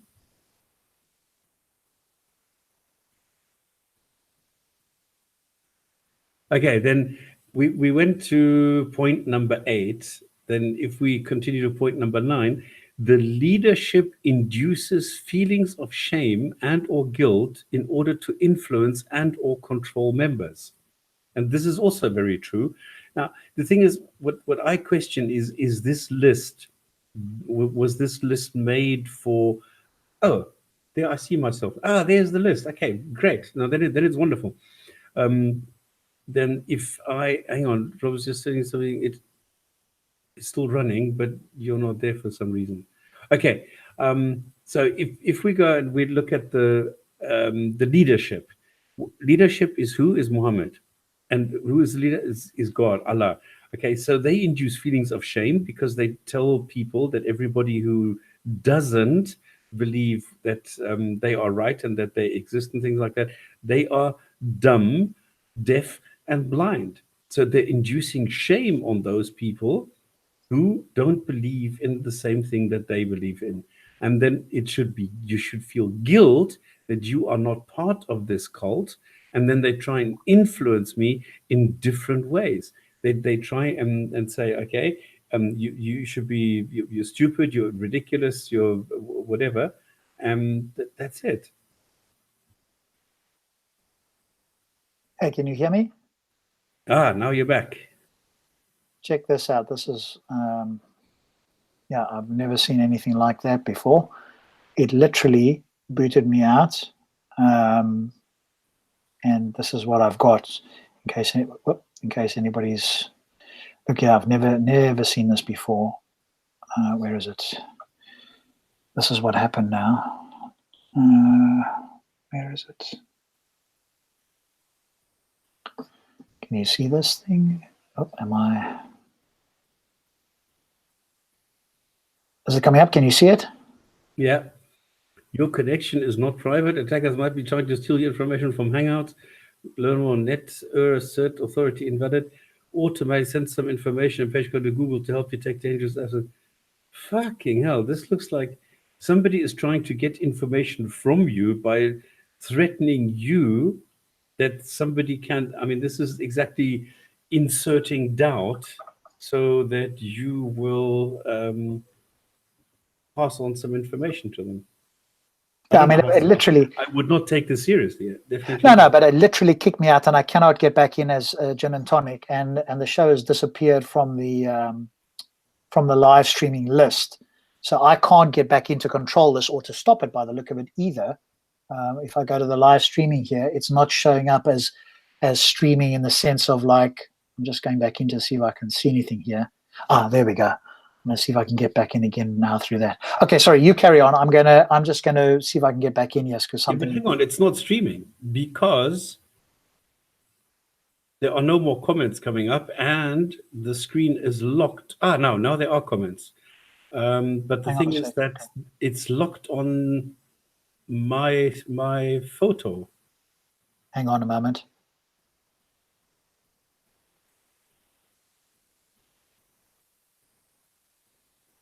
Okay, can you hear me now? Yeah. No, that's not what I want. I'm going to drop out of this. I'm coming back now. 1 sec. Give me a sec.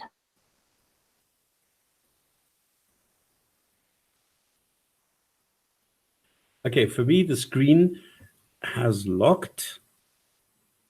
The list is on the screen, and this is even though Rob was on the show just now.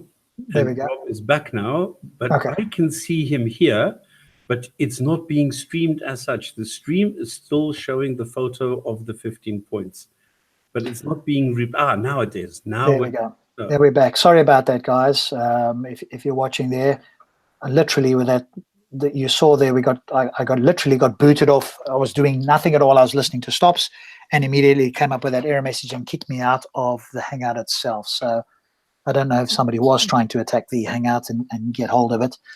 But we are back now because it just wouldn't show up. So there we go. Let me stop. So you had something up that you were talking about there? Yeah, this is the summary list that I made up to be able to refer to these things much quicker. And there you have the different the points that I brought up, and I was on point number 10 now, where we go for subservience to the leader requires members to cut ties with family and friends. This is how divisive this is, and this goes also for Scientology and Jehovah's Witnesses. And this is also the case where it's this us versus them feeling, or this division that you are getting, that you need to decide whether you are with Islam or against Islam. And this is the perverted message that people are getting. You are either with us and it's not with us, but against us. And this is the big problem, because as soon as you are not a Muslim, you are not automatically just being disregarded. You are being taken as an enemy. In other words, you are the one who is causing mischief in the land, and therefore you can be killed for doing that. So if you leave the cult and you are no longer subservient to the leader or the group, you are allowed to be, well, completely ostracized. You're a free person. You're allowed to be sent to the desert, and you can be killed by anyone. Is this something that you have on your list as well? Do you want to talk? No, that's fine. No, I agree with that. I mean, you're on number 10 there, right? Yeah. Yeah, no, I agree with that. Yeah, not supposed to take friends. It says here, this ingathering can be seen in different communes, etc. So yeah, no, I entirely agree with that. And then number 11, it's always about bringing in or spreading the virus. This is the dawah. I mean, this is very strong in Islam, and it's also there in Christianity. For example, in Judaism, you're supposed to explain yourself, and you're supposed to bring in more people and tell them that it's only through this guy that you can attain salvation, and this is what you need, and this is something that you need to be afraid of going to hell. You need to be looking forward to going to heaven, which are totally ridiculous ideas. Yeah. Then you get point number 12. The group is preoccupied with making money. Well, this is very, very strong. I mean, I don't know any other, religion where money is so much involved. I mean, the tithing idea is there, but it's not, I mean, like Protestants, for example, don't have this at all. But in Islam, it is part of the 5 pillars that you go and you pay money. And then the way that this is interpreted, the way that it is taken, that it is for the needy. This has been I think the interpretation there, this is so terrible, the way that it's been cannibalized to mean now that anybody who is needy can be someone who needs to buy a new microphone or a new camera, instead of giving it to somebody who is needy on a food basis or something like this. Yes, yeah, and I saw something else here that he was talking about in the article about the Arab states and the flow of oil, which happened after World War II. So there's been an enormous flow of oil money, which allowed certain Muslim states to export their ideology, etc. It's now being taken over by Turkey, by the way, for some odd reason. Ah, okay, yeah. Because they had a boom. I mean, it's now collapsing again. So now that Saudi Arabia has, lacks the funds, Turkey is lacking the funds. I don't know who's going to take over. So Islam's going to die even quicker.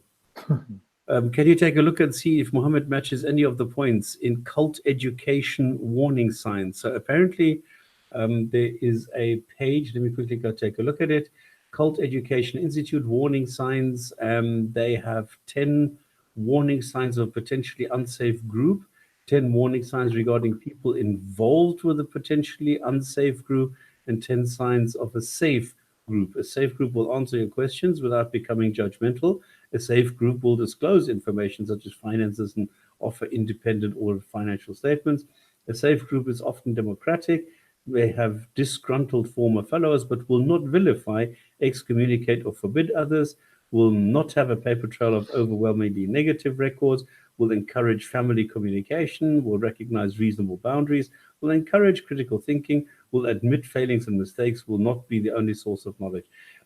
Absolutely, it's identical. So if you go, I don't know if I can, am I allowed to put?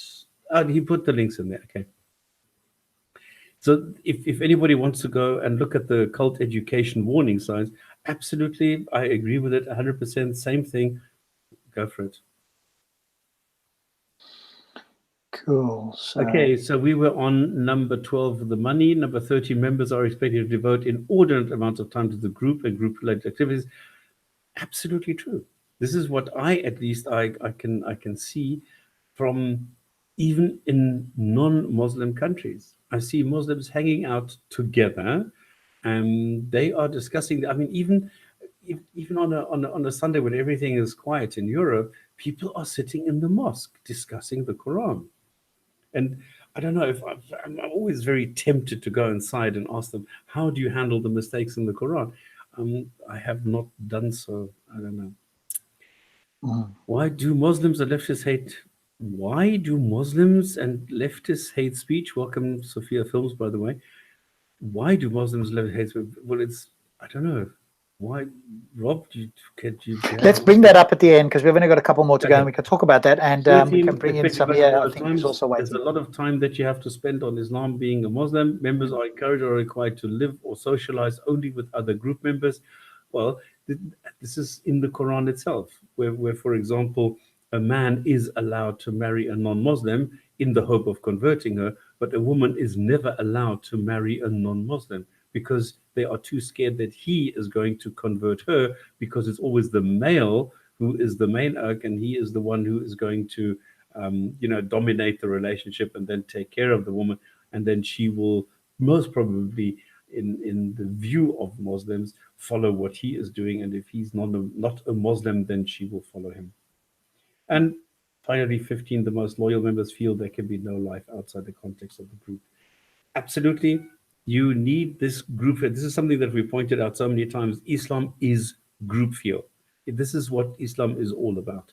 That you belong to somewhere, you belong to someone, you belong to a certain, well, yeah, it's a group. What you want to, I mean, even a gang. It's like a gang. LA gangs have their own way of wearing things, of greeting each other, of saying things, vocabulary, all sorts of. And this is the group feeling that you get, which is transmitted to you as soon as you follow the group. Because suddenly you say mashallah, and you say all these you use funny words which you don't even understand, but you just use them because everybody in the group is using them. So the group speak is something that identifies you as a group member. It's the same as you will always have a Christian speaking. No, if he writes a letter, he will always sign with "in Jesus" or something like this, because he wants to identify himself as part of the group speaking to another group member. So this is very much the case, even in non-Islamic groups. You have the same thing, and it's even more pronounced in Islam. Because I remember once there was a woman parked in a handicap zone, and I went to her and I said to her, "Look, what are you doing? Why are you parked here? Do you need handicap parking?" "No, I'm just going here for 2 minutes." I said, "But this is a handicap parking space, okay? This is not supposed to be, I'm just parking here for 2 minutes. Do you understand that there should be the requirements and the restrictions on handicap parking?" "No, and it's none of your business, and now fuck off." And I said, "Lady, this is not the way to talk to me. You are the one who's doing something wrong, not me. So I'm just, drawing your attention to the fact that there is something that you're doing." Within 3 minutes, I was surrounded by 10 Muslims who were screaming at me why I was harassing the sister. And this is how it works. This is this group thing, how you need to be loyal to the group. Even if the woman is doing something wrong, you have to protect her. You have to, you have to tell me that I am guilty of something and not her. So. Yes, I remember you relaying that story. And it'll happen at Speaker's Corner as well. So occasionally there are some Muslim ladies that'll pop around to the corner, and one or two will have conversations. I've had conversations, and certainly from my point of view, I can't speak for other atheists or other non-Muslims, but I kind of treat them with even more respect than I would somebody else that I don't know, have never met before, just because they're a lady, etc., etc. But very, very seldom are they left alone to speak for very long. You will see Muslims just come and crowd in and stand around because they have this thing of they've got to protect their sisters. It's not as if any of us are ever going to touch them or anything like that, but they've got to stand there because if she said something, then they're there to jump in and defend her honor, or to defend if she doesn't know something, or whatever the case is. But it's all very well when the Christian ladies or the atheist ladies are doing it, then you can still have a group of Muslims around. I'm not going to jump in there to her defense or whatever the case is. So there's this protection mechanism that they can't leave a sister to even have a conversation alone. They've got to be a few of them keeping an eye out. She's too weak to make her own arguments. It takes divine providence to find a parking space. No, it takes a navigation system.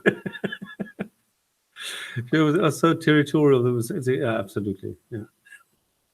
So we might have Samir joining us again. He asked for the link. I've just sent it to him. So if you've got any thoughts on what we've talked about there, I think many of those points do tick boxes, both in this country and certainly in far more strict Muslim countries. But we see many of those behaviors and those points being reflected. And again, there's going to be certain Muslims, if we think of somebody like a Saracen or whoever, who are going to push back against a number of those. But unfortunately, those people are in the minority. And I think it's something that Stops often says, their humanity, their morals far outweighs that of Islam. And if they want to try and reinterpret Islam to match their morals, then they've got to do quite a bit of gymnastics and tap dancing to do that. And obviously, if that works for them, then so be it. I mean, I'd rather have somebody like that living with me in society that has to tap dance and find, their interpretation that doesn't quite match the Quran, or they can find one that allows them to sleep at night, because that's obviously what the Christians did at one point. So I'm quite happy if they do that. And but then don't come to me and tell me that this book is perfect and you've got all the answers, because all you're doing is you're bringing your interpretation. So in order, but then the dawah for those sort of people, I think, is going to be a lot weaker than for anybody who wants to take it literally, because the literal people go, here's what it says in the Quran, I'm just telling you what the Quran says. The other people have got to go, hang on a moment, I'm reinterpreting this. So beat your wife doesn't really mean beat your wife. It means give her a tickle, or give her a kind of a hug, or maybe a strong hug, or whatever the case is. It does, we don't do those sort of things anymore. And so they've now got to do a lot more gymnastics to get around those sort of things. So I think it's going to be potentially harder for them to do dawah. I mean, they can put forward the Islamic view according to their interpretation, which will be more palatable. But then when you bring up, the unpleasant parts about it, now, whereas Ali Dawah and this lot, they just go to, crazy extremes to try and justify things.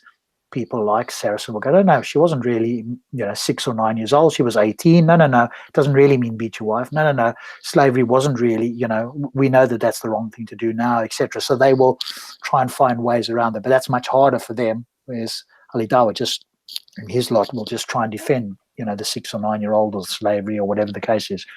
I mean, so I don't know. What's out of those two stops, which one do you think has got it easier, and which one would you rather live with? Let's see well, I don't know. I honestly don't know. If I need to choose between the honest one or the one who is pretending, I don't know. I mean, do you think that when you say pretending, I mean, do you think they're pretending, or do you think they're trying to interpret it in such a way that it meets with their morals, so they don't have to think about it or feel as if they're part of a 7th century cult? Well, the thing is, he's being dishonest. Okay, if what I would like, actually, let me try it the other way around. What I would like is a Muslim who comes to me and says, look, I know the Quran is full of shit, and I know that there are a lot of mistakes, and I know that there is nothing in there that is scientifically accurate. I know all these things, but I know that I need God to get myself through the day, and I need all these things to understand the world that I live in. I am that way, and this is what I am using as a crutch, because I have a broken leg. Yes, I understand it. I am being honest about it.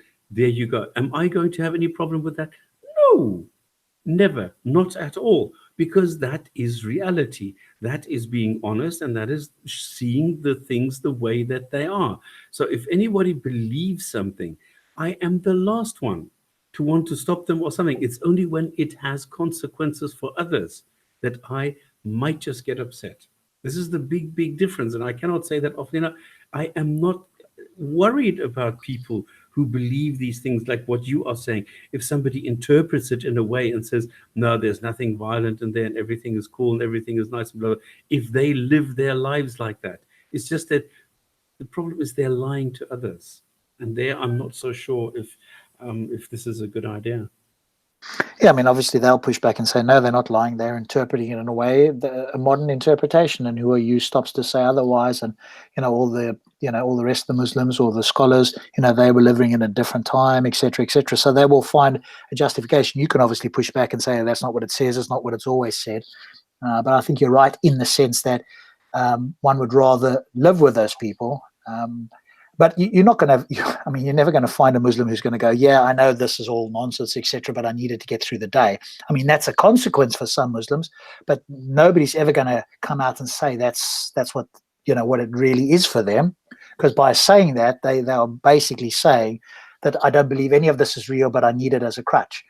And so, there's nobody who's going to come out and literally say that. So I think, you've got no chance. So they have to try and justify, even though for some of them at least, there's more of a utilitarian value, which I agree with you. I can't argue that there isn't utility. What I can argue with them, though, is, hey, do you need Islam? Is there not something else that I could give you that's not Islam that can give you the same thing? And I'd be hard-pressed. And exactly. But this is the problem. There was a question earlier about this Hyman reconstruction. It's not only about violence. Okay, so it's not only that. So if a Muslim father has a daughter and then the daughter goes horse riding or something, and or has sports or something. I mean, there's a lot of girls who are not like virgins in the true sense, even though they've never had sex. It's just that the hymen is just an indication that it's faulty. It's a natural thing which doesn't always work. So what they do is they send their daughters for a reconstruction. They go and tell the doctor, can you please put some stitches? Can you put some artificial skin on there just to make it look, just to have these couple of drops of blood to show that she was a virgin? That's ludicrous. That's crazy. And that, I think, is damaging. This is, for me, female genital mutilation. Like I said, a friend of ours is a gynae, so I hear all these stories. And she is appalled at how many people come into the practice and demand exactly that. It's crazy. It's crazy. And how many fathers come in and say, can you remove a bit of clitoris? It's our culture to remove some of the clitoris. And she will say, are you fucking mad? And they will go to Somalia and have some woman take a dirty razor blade and do the cutting. It's not only violence. There's other things as well, which are really, really bad. Yeah, I mean, it's been illegal here, and I don't believe there's been a conviction here, and it's been illegal for a couple of years now at least.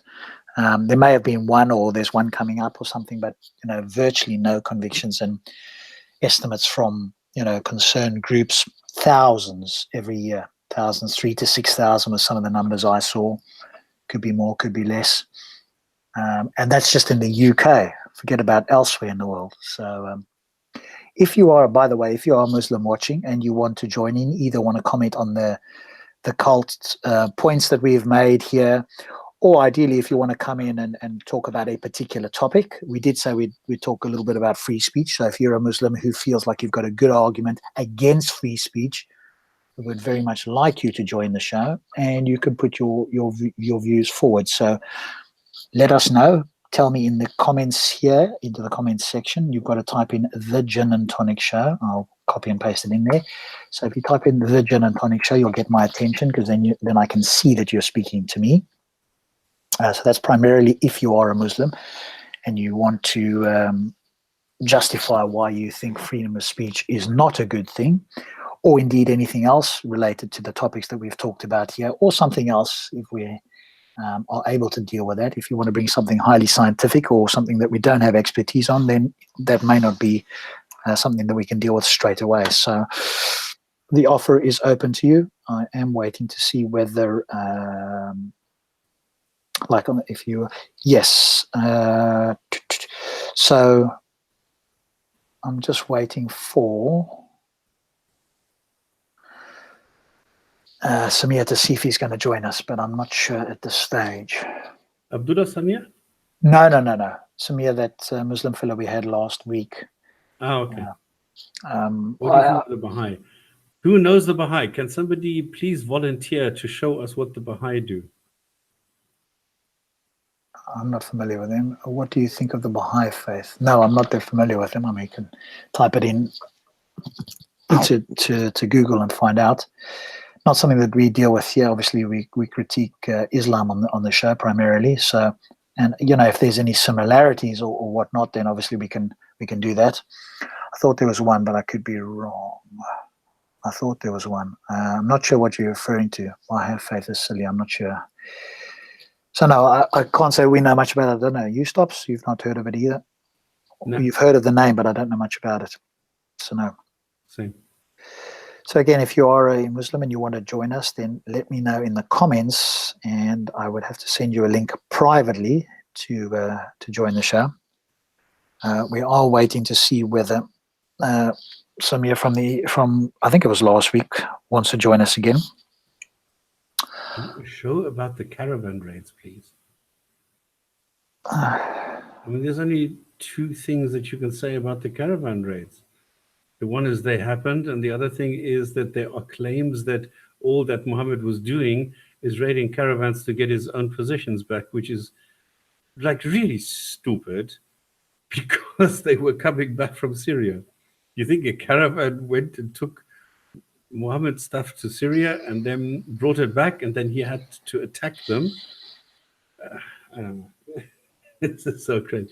So the caravan raids happened, and this was the income for Muhammad. Because what was Muhammad's job other than being a prophet? Where does he get his money from? How did he survive? Do you think Allah put, like 1,000 dinar on his account every month or something? Yeah. He was a TDS Davis saying the Baha'i faith is a religion teaching the essential worth of all religions and the unity and equality of all people. Okay. I think they're the fastest growing religion, actually, because a lot of people see that they are the Islam derivative, which I think the Jains are too extreme, but I think this idea of Allah and Muhammad and they're teaching peace and quiet and everybody is like sort of this Unitarian thing. I think this is why a lot of people like it.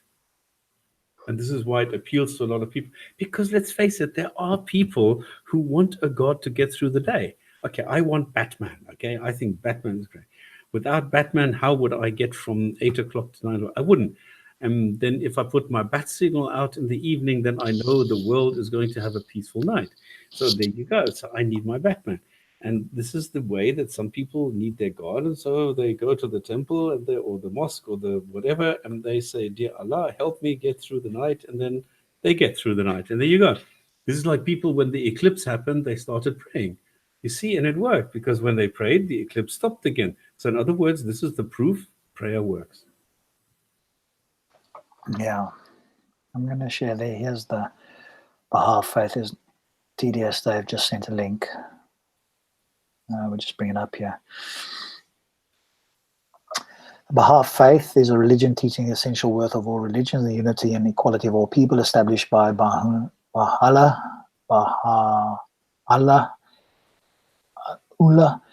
in 1863. It initially grew in Iran and parts of the Middle East, where it was facing ongoing persecution since its inception. Currently, there are between 5 and 7 million adherents, known as Baha'is, spread into most of the world's countries and territories. It grew from the mid-19th century, whose founder taught that God would soon send a prophet in the manner of Jesus or Muhammad. In 1863, after being banished from his native Iran, he announced that he was the prophet. Of course.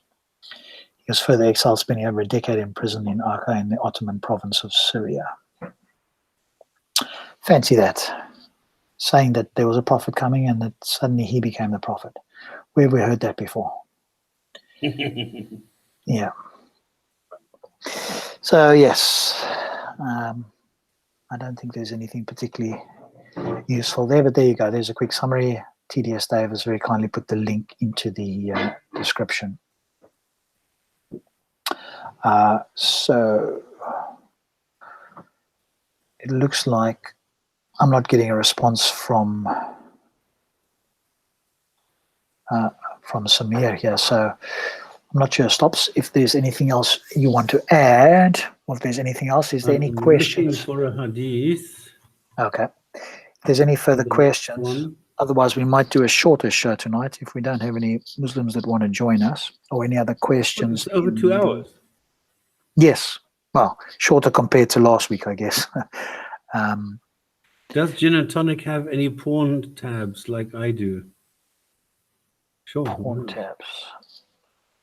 No. Yeah, that Pornhub banned Alex Jones. Exactly. How can Pornhub ban Alex Jones? I didn't know he was on a Pornhub. I want to say, Jinn&Tonic, what do you think of the Shabir al-interpretation of Surah 929, which he believes the verse is referring to Jews and Christians? Why do you not believe?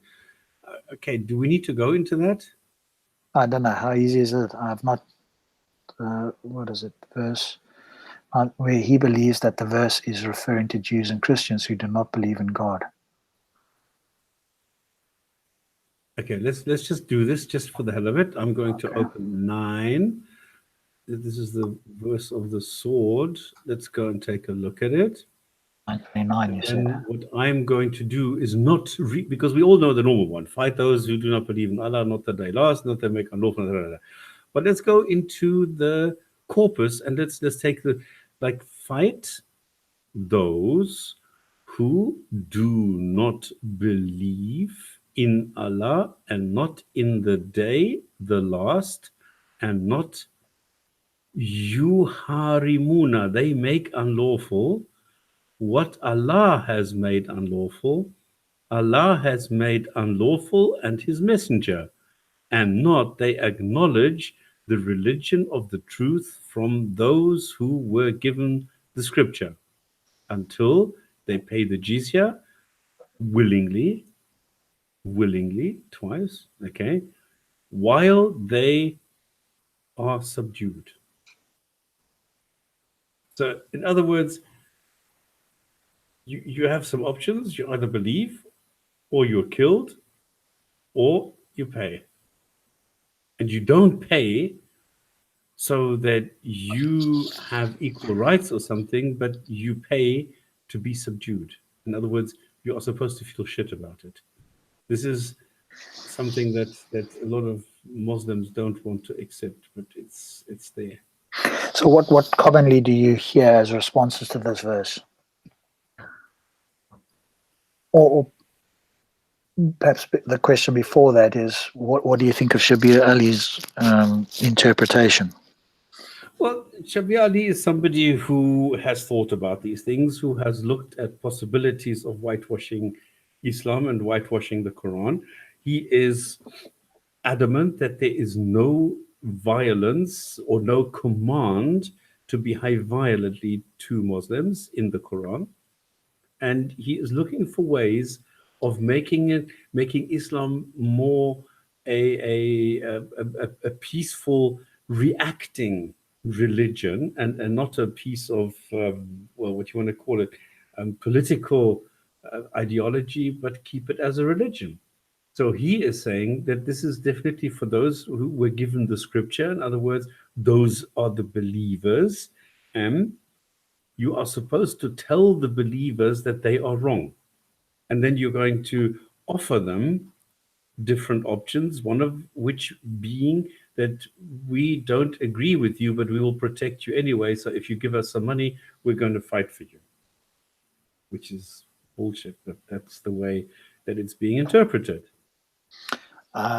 Michael just sent us something because we were talking about this a moment ago. Let me just bring this up on the screen here.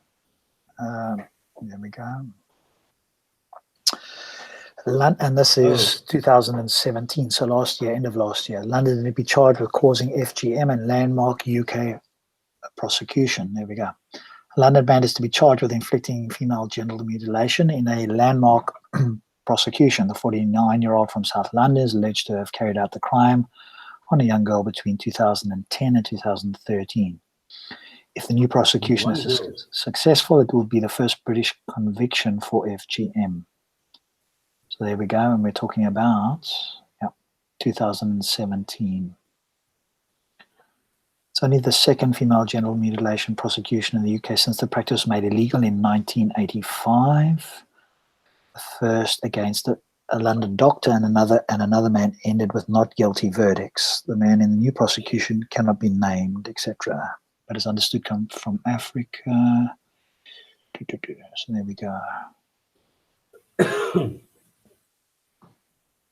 NHS statistics show that thousands of men and women have suffered FGM, which can lead to lifelong psychological, physical and psychological damage, although many are thought to have suffered mutilation many years ago and have had the procedure overseas. So there we go. Thanks to Michael for that. So yes. Eradication is possible by 2030. Not the way it's going. Especially in the UK anyway. Is that a goal? Is that a goal that it takes you bloody like 12 years to get rid of this? Please. Yeah, of course, you could outlaw it immediately and have heavy sentences. Investigate this, put the police time and effort into that instead of hateful tweets and so-called hate speech. So yes, if you're a Muslim and you think hate speech is a reality, or you think that limited speech is a good thing, please join us on the show here, and you can put your views forward as to why you think that's the case. I personally would be delighted to hear your views and to share with you why I think you're entirely mistaken, and why, if we were to go that route, we could add Islam to the hate list. Good. Is there anything else here? You've got a hadith there when we're ready there. I We'll just wonder how keep it much from Saudi makes from Muslim pilgrims each year. It must be up to the billions. Well, it's been calculated. Oh, They're right. making Okay. more than all Disney clubs together. What do Not people clubs, pay for what do you apart from call the them? flights there? Because a lot of them stay outside, don't they, in tents and all that sort of stuff. So where's the Well, you finances get coming from? packages. You get packages which is between 2,000 and 5,000. I mean, you get the extremes of obviously, but you get agents now organizing everything. In other words, I mean, you need to remember that the tents are air conditioned. Okay, so you get the package, which is the flight down to. Well, it depends whether you're going to Riyadh first or whether you're going straight down to Mecca. Mecca doesn't have an airport. Okay, you need to go down to the coast, and then your first stop is, I forgot the name, Taif, and then you go up to Mecca itself, and then you go, for a couple. You do the round. I mean, we've done this. We went through the whole tour of what you have to do. So the whole package is the flight, it's accommodation, it's the clothing. You find your own little changing thing because you need to go into the spirit zone, all right? Which means that it's your outside appearance needs to change. In other words, women are actually not allowed to cover themselves, and you're supposed to have this white garment without any needles, without any metal, without any gold, without any silk, without blah, blah, blah, blah, blah, blah. You're supposed to have one arm free, one shoulder free, and everybody is supposed to. And this is actually a positive thing. You're supposed to be the same. It doesn't matter whether you're a beggar or whether you're a multi-millionaire. You're supposed to look the same. If you are from any country, every Muslim is treated the same way, has the same thing, regardless of whether you appear there in your private jet with golden taps and things like that. The moment you walk around the Kaaba, you look the same as everybody else. That's good. And there's a lot of things. So you have entire packages now. And the thing is that you need to book this. You can't just rock up there whenever you feel like it, because they have too many people. They need to balance it. So they have organizers now which use, they need to be kafirophobes there, because they have computers now regulating everything. So you apply for a specific Hajj visa, and then you get assigned a slot, and within that slot you need to appear there. This is what it says in your visa, and then when you have this visa, you fly down, you do the trip, and then fuck off again. And then you're not allowed to stay longer. You're not allowed to do this. If you do the grand tour, which also includes Medina, okay, and because people go, you go into the cave, for example. So they have tour guides who take you to the very cave where they have evidence that Muhammad was inside this cave, of course. And then they go to Medina where they have evidence. They have the hair of the Prophet. They have the sword of the Prophet. They show you his grave, which now they want to eradicate and want to tear down and all that shit. But they give you the grand tour of all the things, and then it's going to cost you around $5,000. And then you have different levels of accommodation. Remember, you have this huge hotel which has I don't know, 18 stars or whatever, and you can get different levels of accommodation there as well.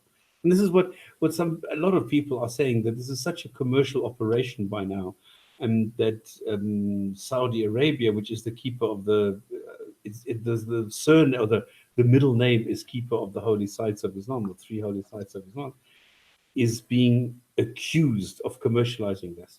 Is being accused of taking down all the cultural or the sites of what you call this heritage value or whatever this is called. They're taking them down just to make room for more space to take more pilgrims in there. Because obviously, if you're going to have more people who can afford nowadays to go to Hajj, to Mecca, of course you need to accommodate them.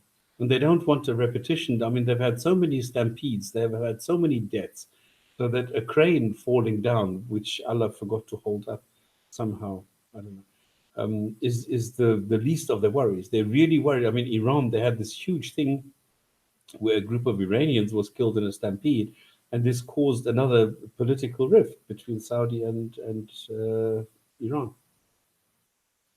So Iranian Shias do go there as well then?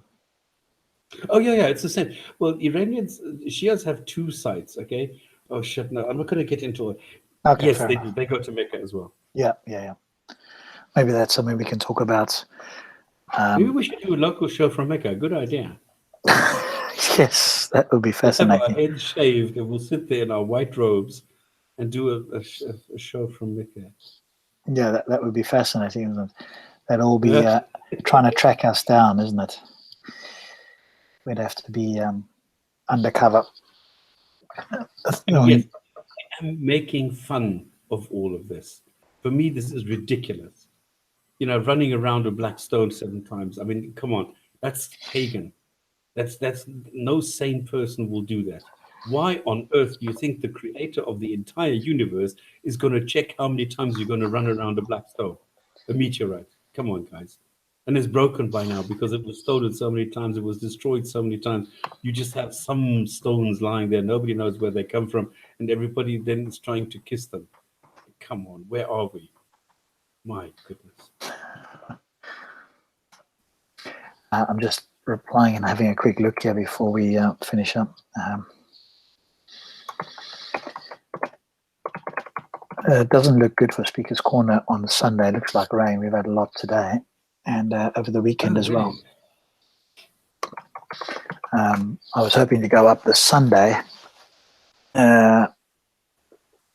So I will find out and see what the weather's like tomorrow afternoon, evening, I guess will be the last sort of time where I can make a final call on that. No point in going up there and spending money and time to get there if it's washed out. Yeah, and it's out of the rain, exactly.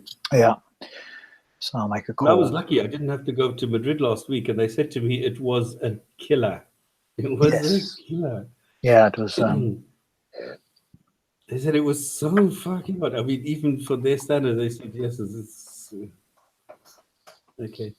All right. Shall we call it a day? Yes. Yeah. Brilliant. So if you've Okay, got we've had one hadith. a hadith by Abu Umama, for a change, not Abu Huraira. It is Abu Umama who narrated. The messenger of God, this is Muhammad, okay, for those who don't know. The messenger of God said, everyone that God admits into paradise will be married to 72 wives. 2 of them are huris, in other words, good-looking girls, and 70 of his inheritance of the female dwellers of hell. All of them will have libidinous sex organs, and he will have an ever erect penis. So this is Sunan ibn Majah, Zud, Book of Abstinence, number 39. But stops, that's not Sahih, so you can't be quoting that now. But it's Sunan. And the thing is, this is so funny because you have, this is quite funny, from dwellers of hell. So in other words, they're going to import the women from hell into heaven to take care of the men. They have to import them from hell. Can you believe it? And the men, I mean, can you imagine going to heaven and all the men are running around with an erect penis? I mean, all of these religions have got sex on the brain in one way or another, either abstinence or overindulgence in some way. It's just incredible. Oh my God, this is so stupid. This is serious. Come on, don't tell me that there is a single Muslim out there that actually believes this. Or is that the reason why some Muslims become Muslims? Because they're guaranteed an ever erect penis and they're getting the women brought up to them from hell? Come on. Probably most people have never read that hadith. What about homosexuals? Come on, this is a homosexual's dream come true. Come on. Oh boy. And on that fascinating note, thank you as always, Stops. I didn't write this, okay? I did not, I swear I did not write this. I know you didn't write it. No, I know that. And yes, they are constant virgins. Absolutely. The virgins are always virgins. As soon as somebody pops the cherry, they go back to the gynae, they get sewn back together. So the virgin that you are having sex with is not actually a virgin, it's all fake. She has had sex with 150 billion men before you. It's just that it's a fake because God is cheating and he's making it look as though they are virgins, but they're not. They're just reconditioned. Bye. See you next week. Thanks so much to Stops. Thank you to all the viewers, to everybody in the chat, and we'll be back same time next week. If you have a topic you'd like us to discuss or anything of interest you'd like to add, send me a message, speakerscorneruk@gmail.com, or look me up on Facebook, Rob Speakers Corner UK. On that note, thank you so much. Good night, and we'll see you next Friday, 8 p.m. UK time. Thank you. Bye. And Mr. Brockett here, I will not answer.